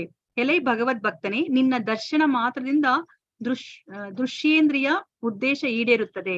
ನಿನ್ನ ಸ್ಪರ್ಶ ಮಾತ್ರದಿಂದ ಸ್ಪರ್ಶೇಂದ್ರಿಯು ತೃಪ್ತಿ ಹೊಂದುತ್ತದೆ. ನಾಲಿಗೆಯು ನಿನ್ನ ಗುಣಗಾನಕ್ಕಾಗಿಯೇ ಇದೆ, ಏಕೆಂದ್ರೆ ಈ ಜಗತ್ತಿನಲ್ಲಿ ಶುದ್ಧ ಭಗವದ್ ಭಕ್ತನು ದುರ್ಲಭ ಅಂತ ಹೇಳ್ಬಿಟ್ಟು ಇದು ಹರಿಭಕ್ತಿ ಸುಧೋದಯದಲ್ಲಿ ಹೇಳಿದೆ ಇದರಲ್ಲಿ. ಸೊ ಇದರಲ್ಲಿ ನಮ್ಗೆ ನಾವು ಅಂಬರೀಷ ಮಹಾರಾಜನ ನಾವು ನೋಡಿದ್ವಿ ಅಲ್ವಾ. ಅಂಬರೀಷ ಅವ್ರ ಮಹಾರಾಜ ಎಲ್ಲವನ್ನೂ ಅವರು ಅನುಭವಿಸಬಹುದಾಗಿತ್ತು ಅಲ್ವಾ. ಇಂದ್ರಿಯ ಸುಖವನ್ನ ಅವರು ಅನುಭವಿಸಬಹುದಾಗಿತ್ತು. ಆದ್ರೆ ಅವ್ರೇನ್ ಮಾಡಿದ್ರು, ಪ್ರತಿಯೊಂದು ಇಂದ್ರಿಯಗಳನ್ನ, ಅವರ ದೇಹದ ಎಲ್ಲ ಅಂಗಾಂಗಗಳನ್ನ ಅವರು ಭಗವಂತನ ಸೇವೆಗೆ ಅವರು ಉಪಯೋಗಿಸಿದ್ರು ಅಲ್ವಾ. ಇವಾಗ ನಾವ್ ಇದನ್ನ ಕೇಳಿದೀವಿ ಅಲ್ವಾ. ನಾವು ನಮ್ಮ ಇಂದ್ರಿಯಗಳನ್ನ ನಾವು ನಮ್ಮ ಸಂತೋಷಕ್ಕೋಸ್ಕರ ನಾವು ಉಪಯೋಗಿಸ್ತಾ ಇದ್ರೆ ಅದು ಯಾವತ್ತೂ ಸಹ ಅದು ತೃಪ್ತಿಯನ್ನ ಹೊಂದೋದಿಕ್ಕೆ ಸಾಧ್ಯ ಇಲ್ಲ ಅಲ್ವಾ. ನಾವು ನಮ್ಮ ಇಂದ್ರಿಯಗಳನ್ನ ನಾವು ಯಾವಾಗ ಭಗವಂತನಿಗೆ ಉಪಯೋಗಿಸ್ತೀವೋ ಅವಾಗಷ್ಟೇ ನಾವು ತೃಪ್ತಿಯನ್ನ, ಆನಂದವನ್ನ ನಾವು ಪಡ್ಲಿಕ್ಕೆ ಸಾಧ್ಯ ಅಲ್ವಾ. ಅದಕ್ಕೆ ನಮ್ಗೆ ಪ್ರಸಾದವನ್ನ ತಗೊಳ್ಲಿಕ್ಕೆ ಹೇಳ್ತಾರೆ ಅಲ್ವಾ. ನಾವು ಪ್ರಸಾದವನ್ನ ತಗೊಂಡ್ರೆ ನಮ್ಗೆ ನಮ್ಮ ನಾಲಿಗೆನೂ ಸಹ ತೃಪ್ತಿ ಪಡುತ್ತೆ, ಮತ್ತೆ ನಮ್ಮ ಹೊಟ್ಟೆನೂ ಸಹ ತೃಪ್ತಿ ಪಡುತ್ತೆ ಅಂತ ನಾವು ತಿಳ್ಕೊಂಡ್ವಿ ಅಲ್ವಾ. ನಾವೇನಾದ್ರೂ ಹೆಚ್ಚು ತಿಂತಾ ಇದ್ರೆ ನಮ್ಗೆ ಅದನ್ನೇ ಅಲ್ವಾ ಹೇಳೋದು, ನೀವು ಪ್ರಸಾದವನ್ನ ತಗೊಳ್ಳಿ, ಯಾವಾಗ ನಿಮ್ಗೆ ಎಲ್ಲವೂ ಸಹ ನಿಮ್ಮ ಹತೋಟಿಗೆ ಬರುತ್ತೆ ಅಂತ ಹೇಳ್ಬಿಟ್ಟು. ಸೊ ಇಲ್ಲಿ ಅದನ್ನೇ ಇಲ್ಲಿ ಹೇಳ್ತಾ ಇದ್ದಾರೆ. ಮೂಲತಃ ಜೀವಿಗಳಿಗೆ ಈ ಉದ್ದೇಶವನ್ನು ಈಡೇರಿಸಲೆಂದೇ ಇಂದ್ರಿಯಗಳನ್ನು ನೀಡಲಾಯಿತು. ಅಂದರೆ ಭಗವಂತನ ಅಥವಾ ಅವರ ಭಕ್ತರ ದಿವ್ಯ ಪ್ರೇಮ ಸೇವೆಯಲ್ಲಿ ತೊಡಗಿಸಲು ಇಂದ್ರಿಯಗಳನ್ನ ನೀಡಲಾಯಿತು. ಅಂದ್ರೆ ಇವಾಗ ಭಗವಂತನಿಗೆ ನಾವು ಸೇವೆ ಮಾಡ್ಲಿಕ್ಕೆ ಉಪಯೋಗಿಸ್ಬೇಕು, ಇಲ್ಲ ಅಂತಂದ್ರೆ ಭಗವಂತನ ಭಕ್ತರ ಸೇವೆಯನ್ನ ಮಾಡ್ಲಿಕ್ಕೆ ನಾವು ನಮ್ಮ ಇಂದ್ರಿಯಗಳನ್ನ ಉಪಯೋಗಿಸ್ಬೇಕು. ಆದ್ರೆ ಬದ್ಧಾತ್ಮರು ಐಹಿಕ ಶಕ್ತಿಯ ಮಾಯೆಯಿಂದ ಆವೃತರಾಗಿ ಇಂದ್ರಿಯ ಭೋಗದ ಸೆಳೆತಕ್ಕೆ ಒಳಗಾದರು.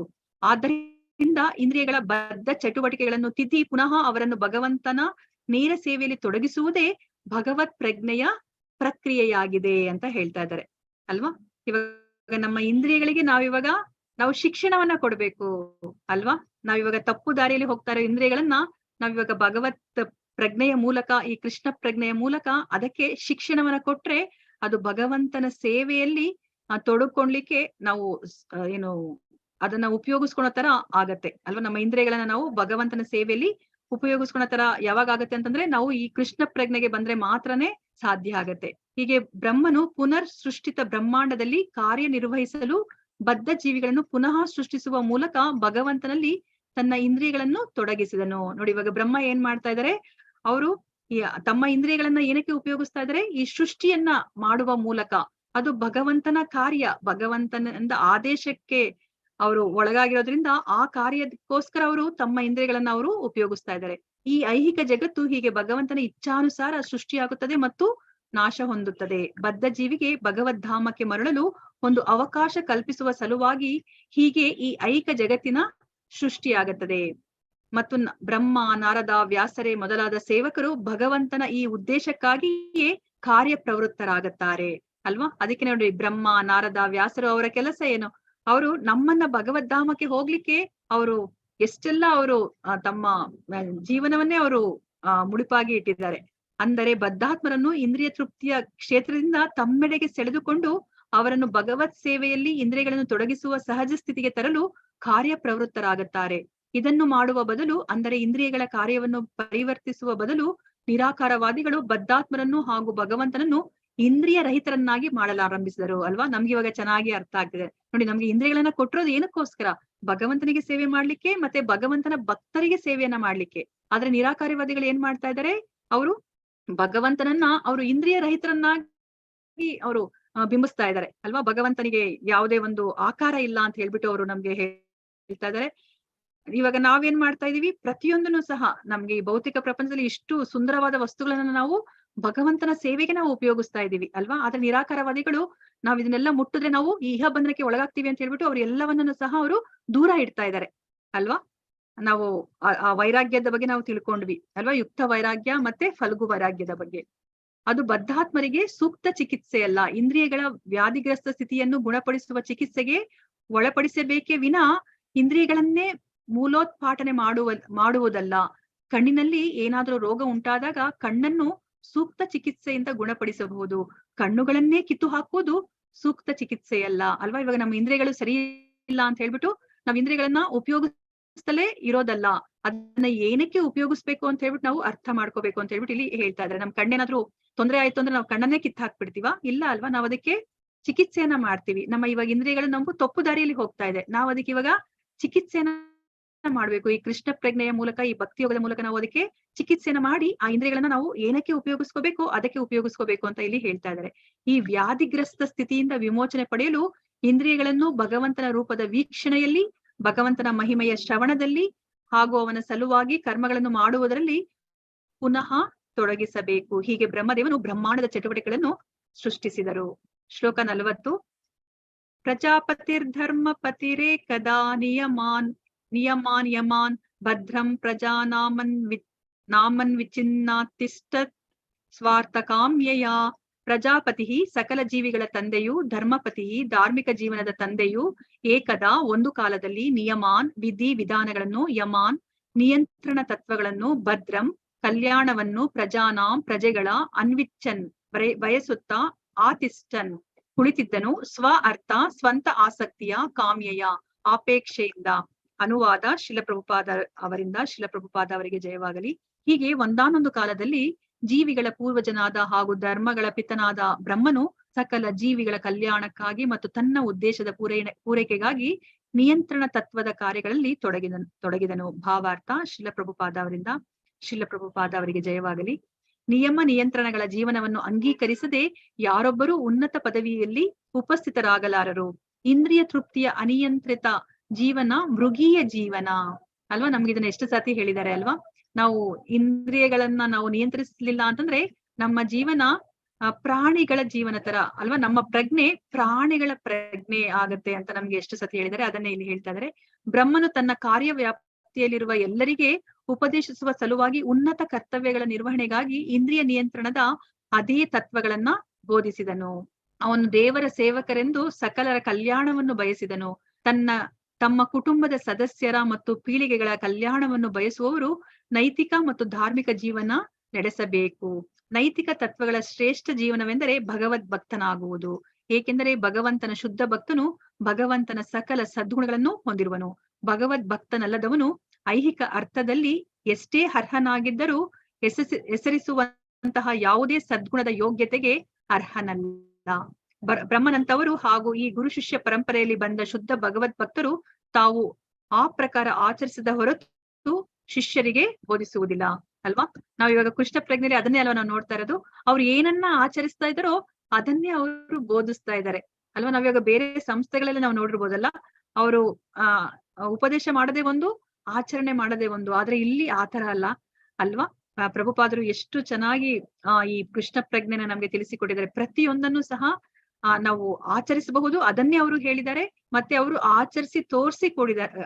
ಅವರು ಸಹ ಆಚರಿಸಿ ಅದನ್ನ ನಮ್ಗೆ ತೋರಿಸಿದ್ದಾರೆ ಕೂಡ ಅಲ್ವಾ. ಮತ್ತೆ ಅವರ ಶಿಷ್ಯರು ಸಹ ಅದನ್ನೇ ಅವರು ಪಾಲಿಸ್ತಾ ಇದ್ದಾರೆ, ಕಟ್ಟುನಿಟ್ಟಾಗಿ ಅವರು ಪಾಲಿಸ್ತಾ ಇದ್ದಾರೆ. ಮತ್ತೆ ಅದು ಕೆಲಸ ಮಾಡುತ್ತೆ, ಇಟ್ ವರ್ಕ್ಸ್ ಅಲ್ವಾ. ಪ್ರಭುಪಾದರು ಎಷ್ಟು ಸತಿ ಹೇಳ್ತಾ ಇದ್ದಾರೆ ಅಲ್ವಾ, ಈ ಕೃಷ್ಣ ಪ್ರಜ್ಞೆ ಅದು ಕೆಲಸ ಮಾಡುತ್ತೆ, ಅದು ವಿಜ್ಞಾನ, ಇದು ಸೈನ್ಸ್, ಇಟ್ ವರ್ಕ್ಸ್ ಅಂತ ಹೇಳ್ತಾ ಇದ್ದಾರೆ. ಅದು ಯಾವಾಗ? ಮುಂದಿನ ಜನ್ಮದಲ್ಲಿ ಅಲ್ಲ, ಈ ಜನ್ಮದಲ್ಲೇ, ನಮ್ಗೆ ಈ ಕ್ಷಣದಲ್ಲೇ ಅದು ಕೆಲಸ ಮಾಡುತ್ತೆ ಅಂತ ನಮ್ಗೆ ಹೇಳ್ತಾ ಇದ್ದಾರೆ. ಅವರು ತಾವು ಆಚರಿಸಿದ ಹೊರತು ಬೇರೆಯವರಿಗೆ ಅದನ್ನ ಬೋಧಿಸೋದಿಲ್ಲ ಅಂತ ಹೇಳ್ಬಿಟ್ಟು ಇಲ್ಲಿ ನಮ್ಗೆ ತಿಳಿಸಿಕೊಡ್ತಾ ಇದ್ದಾರೆ. ಶ್ಲೋಕ 41.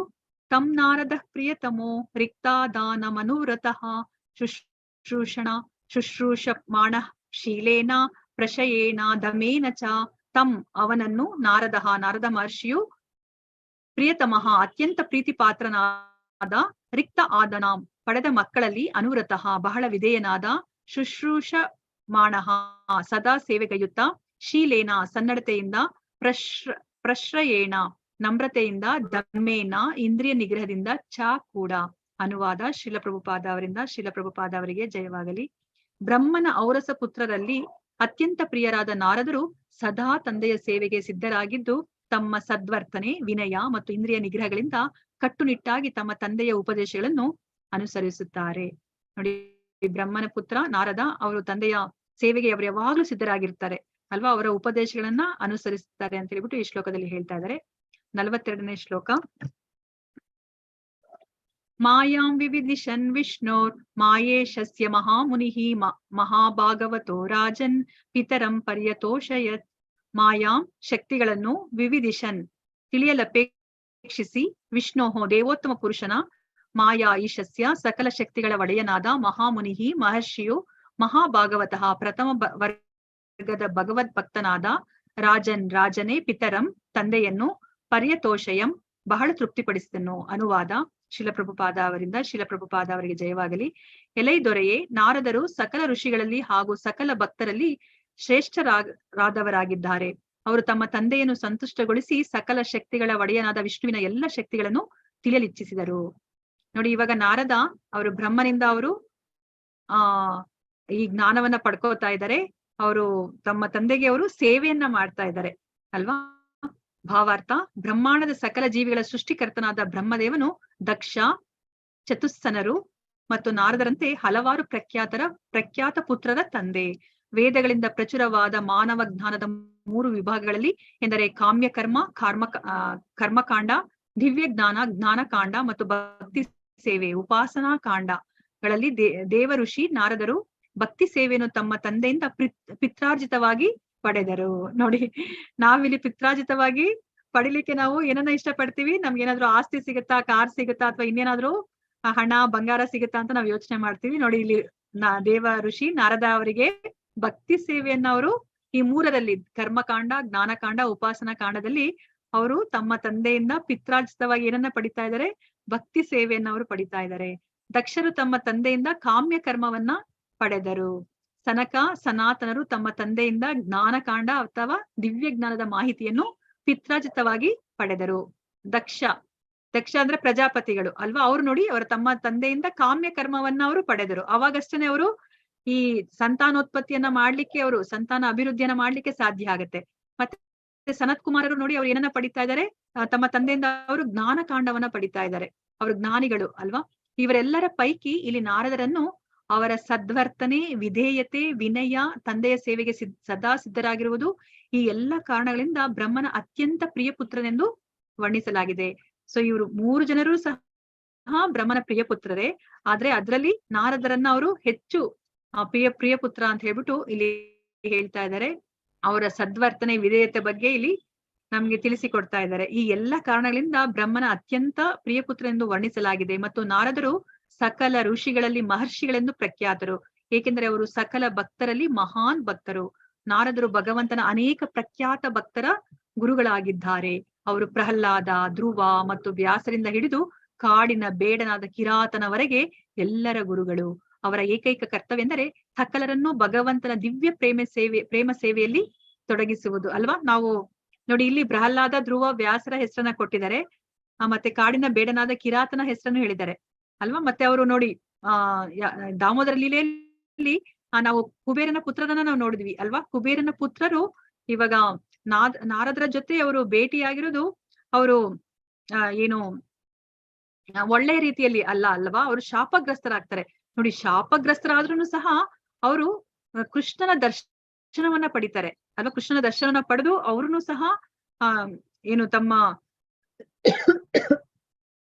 ಜೀವನದ ಸಾರ್ಥಕತೆನ ಪಡಿತಾರೆ ಅಲ್ವಾ. ಭಗವಂತನ ದರ್ಶನ ಸಿಕ್ಕಿದ್ಮೇಲೆ ಅವರು ಖಂಡಿತ ಅವರು ಭಗವದ್ ಧಾಮಕ್ಕೆ ಹೋಗುವಂತ ಅರ್ಹತೆನ ಅವರು ಗಳಿಸ್ತಾರೆ. ಅಂದ್ರೆ ನೋಡಿ, ನಾರದನ ಜೊತೆ ಅವ್ರು ಇವಾಗ ಒಳ್ಳೆಯ ಉದ್ದೇಶದಿಂದ ಅವರು ಭೇಟಿ ಆಗ್ಲಿಲ್ಲ ಅಂತಂದ್ರೂ ಸಹ ನಾರದರ ಜೊತೆ ಯಾರೇ ಭೇಟಿ ಆದ್ರೂ ಸಹ ಅವರಿಗೆ ಭಗವಂತನ ಏನು ಸೇವೆಗೆ ಅವರು ತಮ್ಮನ್ನ ತಾವು ಮುಡಿಪಾಗಿಡ್ಸ್ಕೊತಾರೆ. ಅದನ್ನ ನಾವಿಲ್ಲಿ ಅರ್ಥ ಮಾಡ್ಕೋಬೇಕು. ಆದ್ದರಿಂದ ನಾರದರ ಈ ಎಲ್ಲ ಲಕ್ಷಣಗಳು ಅವರನ್ನು ತಂದೆಯ ಅತ್ಯಂತ ಪ್ರಿಯ ಪುತ್ರರನ್ನಾಗಿಸಿವೆ. ಇವೆಲ್ಲದರ ಕಾರಣವೆಂದರೆ ನಾರದರು ಭಗವಂತನ ಅತ್ಯಂತ ಶ್ರೇಷ್ಠ ಭಕ್ತರಾಗಿದ್ದಾರೆ. ಭಕ್ತರು ಸಕಲ ಶಕ್ತಿಗಳ ಒಡೆಯನಾದ ಪರಮಪ್ರಭು ಭಗವಂತನ ಬಗ್ಗೆ ಹೆಚ್ಚು ಹೆಚ್ಚು ತಿಳಿಯಲು ಸದಾ ಕಾತರರಾಗಿರುತ್ತಾರೆ. ಭಗವದ್ಗೀತೆಯಲ್ಲಿ 10.9 ದೃಢಪಡಿಸಿರುವಂತೆ ಮಚ್ಚಿತ್ತ ಮದ್ಗತ ಪ್ರಾಣ ಬೋಧಯಂತಃ ಪರಸ್ಪರಂ ಕಥಯಂತಶ್ಚ ಮಾಂ ನಿತ್ಯಂ ತುಷ್ಯಂತಿ ಚ ರಮಂತಿ ಚ. ಪರಮಪ್ರಭು ಭಗವಂತನು ಅನಂತಾನಂತನಾಗಿದ್ದಾನೆ. ಅವನ ಶಕ್ತಿಗಳು ಅಮಿತವಾದವು. ಯಾರೊಬ್ಬರಿಗೂ ಅದನ್ನು ಸಂಪೂರ್ಣವಾಗಿ ತಿಳಿಯುವುದು ಅಸಾಧ್ಯ. ಬ್ರಹ್ಮನು ಈ ಬ್ರಹ್ಮಾಂಡದಲ್ಲಿ ಶ್ರೇಷ್ಠ ಜೀವಿಯಾದ್ದರಿಂದ ಮತ್ತು ನೇರವಾಗಿ ಭಗವಂತನಿಂದ ಉಪದೇಶಿತನಾದ್ದರಿಂದ ಅವನು ಬ್ರಹ್ಮಾಂಡದಲ್ಲಿರುವ ಎಲ್ಲರಿಗಿಂತ ಹೆಚ್ಚು ತಿಳಿದವನಾಗಿರಬೇಕು. ಆದರೆ ಅಂತಹ ಜ್ಞಾನವು ಸಂಪೂರ್ಣವಾಗಿರಲಾರದು. ಆದ್ದರಿಂದ ಬ್ರಹ್ಮ ಪರಂಪರೆಯಲ್ಲಿ ಬಂದಿರುವ ಸದ್ಗುರುವಿನ ಅಮಿತ ಅನಂತಾನಂತ ಭಗವಂತನ ಬಗ್ಗೆ ಕೇಳಿ ತಿಳಿಯುವುದು ಪ್ರತಿಯೊಬ್ಬರ ಕರ್ತವ್ಯ. ಆ ಜ್ಞಾನವು ನಾರದರಿಂದ ವ್ಯಾಸರವರೆಗೆ, ವೇದವ್ಯಾಸರಿಂದ ಶುಕಮುನಿಗಳವರೆಗೆ ಹೀಗೆ ಹರಿದು ಬಂದಿದೆ. ಗುರು ಪರಂಪರೆಯ ಬಗ್ಗೆ ನಮ್ಗೆ ಎಷ್ಟು ಸತಿ ನಮ್ಗೆ ತಿಳಿಸಿಕೊಡ್ತಾ ಇದ್ದಾರೆ ಅಲ್ವಾ. ಇಲ್ಲ ಅಂತಂದ್ರೆ ನಾವು ಗುರು ಪರಂಪರೆಯಿಂದ ಬಂದಿರೋ ಜ್ಞಾನವನ್ನ ನಾವು ಪಡ್ಕೋತಾ ಇಲ್ಲ ಅಂತಂದ್ರೆ ನಾವು ಖಂಡಿತ ಇಲ್ಲಿ 1-1.5 ಗಂಟೆಗಳ ಕಾಲ ಕೂತ್ಕೊಂಡು ನಾವ್ ಏನನ್ನ ನಾವಿಲ್ಲಿ ಅರ್ಥ ಮಾಡ್ಕೋತಿದೀವಿ, ಅದಕ್ಕೇನೇ ಒಂದು ನಮ್ಗೆ ಫಲ ಅಂತೂ ಖಂಡಿತ ಸಿಗೋದಿಲ್ಲ ಅಲ್ವಾ. ನಮ್ಮ ಈ ಜೀವನದ ಉದ್ದೇಶವನ್ನ ನಾವು ಸಾರ್ಥಕ ಮಾಡ್ಕೊಳ್ಲಿಕ್ಕೆ ಸಾಧ್ಯ ಇಲ್ಲ. ಶ್ಲೋಕ 43. ತುಷ್ಟಂ ನಿಶ್ಯಾಮ್ಯ ಪಿತರಂ ಲೋಕಾನಾಂ ಪ್ರಪ್ರಿತಾಮಹಂ ದೇವರ್ಷಿ ಪರಿಪಪ್ರಚ್ಚ ಭವಾನ್ ಯನ್ಮಾನು ಪೃಚ್ಛತಿ. ತುಷ್ಟಂ ತೃಪ್ತನಾದ, ನಿಶಾಮ್ಯ ನೋಡಿ, ಪಿತರಂ ತಂದೆಯನ್ನು, ಲೋಕಾನಾಂ ಸಂಪೂರ್ಣ ವಿಶ್ವದ, ಪ್ರಪಿತಾಮಹಂ ಮುತ್ತಜ್ಜನಾದ, ದೇವರ್ಷಿ ಮಹರ್ಷಿ ನಾರದನು, ಪರಿಪಪ್ರಚ್ಚ ಕೇಳಿದನು, ಭವಾನ್ ನೀನು, ಯತ್ ಅಂತೆ, ಮಾ ನನ್ನನ್ನು, ಅನುಪ್ರಚ್ಛತಿ ಕೇಳುತ್ತೀಯೇ. ಅನುವಾದ ಶಿಲಪ್ರಭುಪಾದ ಅವರಿಂದ. ಶಿಲಪ್ರಭುಪಾದ ಅವರಿಗೆ ಜಯವಾಗಲಿ.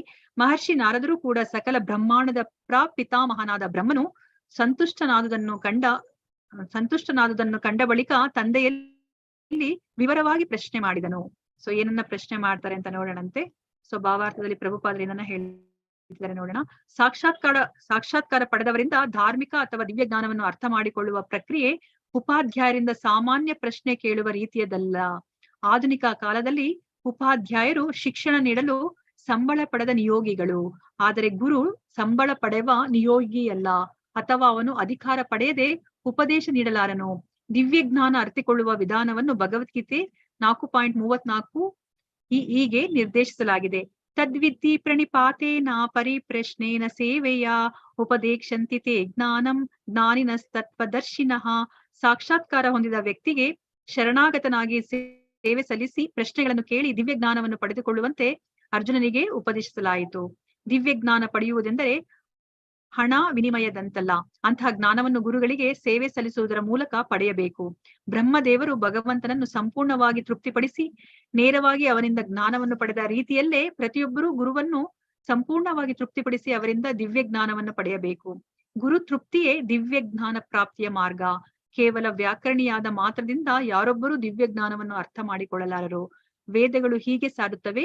ಶ್ವೇತಾಶ್ವತರ ಉಪನಿಷತ್ತು 6.23 ಯಸ್ಯ ದೇವೇ ಪರಾಭಕ್ತಿರ್ಯಥಾ ದೇವೇ ತಥಾ ಗುರೌ ತಸ್ಯೇತೆ ಕಥಿತಾ ಹಿ ಅರ್ಥಾಃ ಪ್ರಕಾಶಂತೆ ಮಹಾತ್ಮನಃ. ಭಗವಂತನಲ್ಲಿ ಮತ್ತು ಗುರುವಿನಲ್ಲಿ ಅಚಲ ಭಕ್ತಿಯುಳ್ಳವನಿಗೆ ಮಾತ್ರ ದಿವ್ಯ ಜ್ಞಾನವು ತಾನಾಗಿ ಬಹಿರಂಗಗೊಳ್ಳುತ್ತದೆ. ಶಿಷ್ಯ ಮತ್ತು ಗುರುವಿನ ನಡುವಣ ಅಂತಹ ಬಾಂಧವ್ಯವು ಶಾಶ್ವತವಾದದು. ಈಗ ಶಿಷ್ಯನಾದವನು ಮುಂದೆ ಗುರುವಾಗುತ್ತಾನೆ ಮತ್ತು ಯಾರೊಬ್ಬನೂ ತನ್ನ ಗುರುವಿಗೆ ವಿಧೇಯ ಶಿಷ್ಯನಾಗದ ಹೊರತು ನೈಜ ಅಧಿಕೃತ ಗುರುವಾಗಲಾರನು. ಬ್ರಹ್ಮದೇವರು ಪರಮಪ್ರಭು ಭಗವಂತನ ಶಿಷ್ಯರಾಗಿ ಜ್ಞಾನವನ್ನ ಸ್ವೀಕರಿಸಿದರು. ಅದನ್ನು ತಮ್ಮ ಪ್ರಿಯ ಶಿಷ್ಯ ನಾರದರಿಗೆ ಬೋಧಿಸಿದರು. ಅಂತೆಯೇ ನಾರದರು ಗುರುವಾಗಿ ವೇದವ್ಯಾಸ ಮತ್ತಿತರಿಗೆ ಬೋಧಿಸಿದರು. ಆದ್ದರಿಂದ ಔಪಚಾರಿಕವಾಗಿ ಗುರು ಮತ್ತು ಶಿಷ್ಯ ಎಂದು ಕರೆಸಿಕೊಳ್ಳುವವರೆಲ್ಲರೂ ಬ್ರಹ್ಮ ಮತ್ತು ನಾರದ ಅಥವಾ ನಾರದ ಮತ್ತು ವ್ಯಾಸರುಗಳ ಪಡಿಯಚ್ಚಲ್ಲ. ಬ್ರಹ್ಮ ಮತ್ತು ನಾರದರ ನಡುವಣ ಬಾಂಧವ್ಯವು ವಾಸ್ತವಿಕವಾದದ್ದು. ಆದರೆ ವಂಚಿತ ವಂಚಕನ ನಡುವಣ ಸಂಬಂಧವು ಔಪಚಾರಿಕವಾದದ್ದು. ನಾರದರು ಸದ್ಗುಣಶೀಲರು, ವಿನಯ ಸಂಪನ್ನರು ಮತ್ತು ವಿಧೇಯರು ಮಾತ್ರವಲ್ಲದೆ ಆತ್ಮ ನಿಗ್ರಹಿಗಳೂ ಆಗಿದ್ದರು. ವಿಶೇಷವಾಗಿ ಲೈಂಗಿಕ ಜೀವನದಲ್ಲಿ ಆತ್ಮ ಸಂಯಮ ಇಲ್ಲದವರು ಶಿಷ್ಯರೂ ಆಗಲಾರರು. ಮಾತು, ಕೋಪ, ನಾಲಿಗೆ, ಮನಸ್ಸು, ಹೊಟ್ಟೆ ಮತ್ತು ಜನನಾಂಗಗಳಲ್ಲಿ ಸಂಯಮದ ಶಿಸ್ತಿನ ತರಬೇತಿ ಹೊಂದಿರಬೇಕು. ಮೇಲೆ ಹೇಳಿದ ನಿರ್ದಿಷ್ಟ ಇಂದ್ರಿಯಗಳಲ್ಲಿ ನಿಯಂತ್ರಣ ಹೊಂದಿದವರನ್ನು ಗೋಸ್ವಾಮಿ ಎಂದು ಕರೆಯಲಾಗುವುದು. ಗೋಸ್ವಾಮಿಯಾಗದೆ ಒಬ್ಬನು ಶಿಷ್ಯನೂ ಆಗಲಾರ, ಗುರುವೂ ಆಗಲಾರ. ಇಂದ್ರಿಯ ನಿಗ್ರಹಣವಿಲ್ಲದೆ ಗುರುವೆಂಬುವನು ಖಂಡಿತವಾಗಿಯೂ ವಂಚಕನು ಮತ್ತು ಅಂತಹ ನಾಮಮಾತ್ರ ಗುರುವಿನ ಶಿಷ್ಯನೂ ವಂಚಿತನು. ಈ ಲೋಕದ ಅನುಭವ ಸಾರ ಬ್ರಹ್ಮದೇವರನ್ನು ಗತಿಸಿದ ಮುತ್ತಾತ ಎಂದು ಭಾವಿಸಬಾರದು. ಅವರು ಪ್ರಾಚೀನ ಪ್ರಾಪಿತಾಮಹರು ಮತ್ತು ಇಂದಿಗೂ ಜೀವಂತರಾಗಿರುವವರು. ನಾರದರು ಜೀವಂತರು. ಬ್ರಹ್ಮ ಲೋಕದ ನಿವಾಸಿಗಳ ವಯಸ್ಸನ್ನು ಭಗವದ್ಗೀತೆಯಲ್ಲಿ ಸೂಚಿಸಲಾಗಿದೆ. ಈ ಸಣ್ಣ ಪ್ರಪಂಚದ ಪೃಥ್ವಿಯ ನಿವಾಸಿಗಳಿಗೆ ಬ್ರಹ್ಮನ ಆಯುಷ್ಯದ ಒಂದು ದಿನವನ್ನು ಕೂಡ ಲೆಕ್ಕ ಹಾಕುವುದು ಸಾಧ್ಯವಿಲ್ಲ ಅಲ್ವಾ. ನೋಡಿ, ಗುರು ಪರಂಪರೆಯ ಬಗ್ಗೆ ನಮ್ಗೆ ಎಷ್ಟು ಸತಿ ಪ್ರಭುಪಾದರು ನಮ್ಗೆ ತಿಳಿಸಿಕೊಡ್ತಾ ಇದ್ದಾರೆ ಅಲ್ವಾ. ನಾವಿವಾಗ ಇಲ್ಲಿ ಯಾವುದೇ ಒಂದು ಸಮಯವನ್ನ ನಾವು ವ್ಯರ್ಥ ಮಾಡ್ತಾ ಇಲ್ಲ ಅಲ್ವಾ. ನಾವು ಗುರು ಪರಂಪರೆಯಲ್ಲಿ ಬಂದಿರೋ ಜ್ಞಾನವನ್ನ ನಾವಿವಾಗ ತಿಳ್ಕೊತಾ ಇದ್ದೀವಿ. ಇದು ಪರಿಪೂರ್ಣವಾದ ಜ್ಞಾನವಾಗಿರುತ್ತೆ. ನೋಡಿ, ಇಲ್ಲಿ ಬ್ರಹ್ಮನನ್ನ ಏನು ಹೇಳ್ತಾ ಇದ್ದಾರೆ, ಎಲ್ಲ ಈ ಲೌಕಿಕ ಪ್ರಪಂಚದಲ್ಲಿ ಬ್ರಹ್ಮನ ಇಲ್ಲ ಅಂತ ಹೇಳ್ತಾರೆ. ಅಕಸ್ಮಾತ್ ಇದೆ ಅಂದ್ರೂ ಸಹ ಅವರು ಗತಿಸಿದ್ದಾರೆ ಅಂತ ಹೇಳ್ತಾ ಇದ್ದಾರೆ ಅಲ್ವಾ. ಆದ್ರೆ ನೋಡಿ, ನಮ್ಗೆ ಬ್ರಹ್ಮನ ಈ ಆಯುಷ್ಯದ ಒಂದು ದಿನವನ್ನು ಸಹ ನಾವು ಲೆಕ್ಕ ಹಾಕ್ಲಿಕ್ಕೆ ಸಾಧ್ಯ ಇಲ್ಲ ಅಲ್ವಾ. ಬ್ರಹ್ಮನ ಒಂದು ದಿನ ಎಷ್ಟು ಅಂತ ಹೇಳ್ಬಿಟ್ಟು ಯಾರಾದ್ರೂ ಹೇಳ್ತೀರಾ? ಹರೇ ಕೃಷ್ಣ, ಹರೇ ಕೃಷ್ಣ. ನಾನು ಅನ್ಮ್ಯೂಟ್ ಮಾಡ್ತೀನಿ. ಬ್ರಹ್ಮನ ಒಂದು ದಿನ ಅಂದ್ರೆ ಎಷ್ಟು ಅಂತ ಹೇಳ್ಬಿಟ್ಟು ಯಾರಾದ್ರೂ ಹೇಳ್ತೀರಾ? Hare Krishna. 13 lakh trillion. Mataji 13 lakh trillion years. 100 ಕಲ್ಪ ವರ್ಷಗಳು ಒಂದು ದಿನ. 100 ಕಲ್ಪ ಅಥವಾ ಪ್ರಭುಜಿ ಒಂದು ದಿವ್ಯ ಯುಗ ಅಂದ್ರೆ ಎಷ್ಟು ಪ್ರಭುಜಿ? 5000 ವರ್ಷ. 4 ಯುಗಗಳು. 4 ಯುಗಗಳು ಸೇರಿದ್ರೆ ಒಂದು ದಿವ್ಯ ಯುಗ ಆಗತ್ತೆ ಅಲ್ವಾ. 4 ಯುಗಗಳು ಸೇರಿದ್ರೆ ಒಂದು ದಿವ್ಯ ಯುಗ ಆಗತ್ತೆ. ಆ ತರದ್ದು 1000 ದಿವ್ಯ ಯುಗಗಳಾದ್ರೆ ಅದನ್ನ ಬ್ರಹ್ಮನ ಹಗಲಿಗೆ ಹೋಲಿಸ್ತಾರೆ. ಅಷ್ಟೇ ಅವಧಿ ಬ್ರಹ್ಮನ ರಾತ್ರಿ ಕೂಡ ಅಲ್ವಾ. ಸೊ 4 ಯುಗಗಳು ಏನಿದೆ ನಮ್ದು, ಕೃತಯುಗ, ದ್ವಾಪರ ಯುಗ, ತ್ರೇತಾಯುಗ ಮತ್ತೆ ಕಲಿಯುಗ, ಈ 4 ಯುಗಗಳು ಸೇರಿದ್ರೆ ಒಂದು ದಿವ್ಯ ಯುಗ ಆಗತ್ತೆ.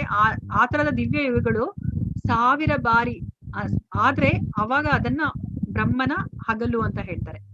ಅಷ್ಟೇ ಅವಧಿ ಬ್ರಹ್ಮನ ರಾತ್ರಿ ಅಲ್ವಾ. 44ನೇ ಶ್ಲೋಕ ಇವಾಗ 8:15 ಆಗ್ತಾ ಇದೆ.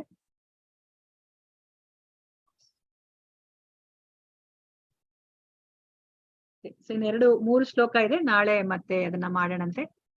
ಭಾಗವತಂ ಗ್ರಂಥ ಮಹಾರಾಜ್ ಕಿ ಜೈ, ಶಿಲಾ ಪ್ರಭುಪಾದ್ ಕಿ ಜೈ, ಶಿಲಾ ಗುರುದೇವ್ ಕಿ ಜೈ. ಇಲ್ಲಿ ನೆರೆದಿರುವ ಅನಂತ ಕೋಟಿ ವೈಷ್ಣವ ಭಕ್ತರೊಂದು ಕಿ ಜೈ. ವಾಂಚಾ ಕಲ್ಪತರುಭ್ಯಶ್ಚ ಕೃಪಾ ಸಿಂಧುಭ್ಯೇವ ಚ ಪತಿತಾನಾಂ ಪಾವನೇಭ್ಯೋ ವೈಷ್ಣವೇಭ್ಯೋ ನಮೋ ನಮಃ. ಹರೇ ಕೃಷ್ಣ ಹರೇ ಕೃಷ್ಣ ಕೃಷ್ಣ ಕೃಷ್ಣ ಹರೇ ಹರೇ, ಹರೇ ರಾಮ ರಾಮ ರಾಮ ಹರೇ ಹರೇ. ಹರೇ ಕೃಷ್ಣ. ಸೊ ಎಲ್ಲರಿಗೂ ಇಷ್ಟೊತ್ತು ನೀವು ಕುತ್ಕೊಂಡು ನೀವು ಶ್ರದ್ಧೆಯಿಂದ ಭಗವಂತನ ವಾಣಿಯನ್ನ ಆಲಿಸಿದ್ದಕ್ಕೆ ನಿಮ್ಗೆಲ್ಲರಿಗೂ ಸಹ ನಾನು ದೇವಸ್ಥಾನದ ಪರವಾಗಿ ನಾನು ಅನಂತ ಧನ್ಯವಾದಗಳನ್ನ ಹೇಳ್ತಾ ಇದ್ದೀನಿ. ಹರೇ ಕೃಷ್ಣ. ಪ್ರತಿ ಕ್ಷಣ ಕೃಷ್ಣನ ನಾಮಸ್ಮರಣೆಯನ್ನ ಮಾಡ್ತಾರೆ. ಒಂದು ಕ್ಷಣನೂ ಕೃಷ್ಣನ ಮರೆತು ಇರಬೇಡಿ. ಹರೇ ಕೃಷ್ಣ. ಹರೇ ಕೃಷ್ಣ. ಹರೇ ಕೃಷ್ಣ ಮಾತಾಜಿ. ಧನ್ಯವಾದಗಳು ಮಾತಾಜಿ. ನೀವು ಇನ್ಯಾವ ತರಗತಿ ತಗೊಳ್ತೀರಾ ಮಾತಾಜಿ? ಕೃಷ್ಣ. ಹರೇ ಕೃಷ್ಣ.